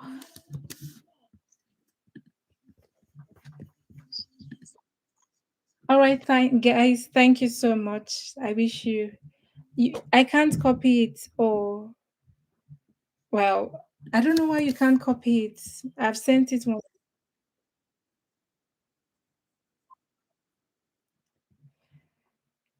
God, thank you so guys, thank you so much. I would make a post on this as well. And if there's anything you think anybody that would read what you learned, you can just drop any hint you've learned. Like, oh, you also think if people are writing, they should use the pill approach. Just, I think the point is share the knowledge you've gotten. And I pray it will work for you. And please don't just apply for one application, apply for a lot. Like for me, my time I applied for three and I got the three. But so do you get it? But there are people who apply for 10, they got only one. Imagine if they only applied for just nine, not that 10. So apply for a lot. And remember that what we've done is just basic skills of writing, fundamentals of writing. And I wish you guys all the best and please take care. Bye, guys. Thank you.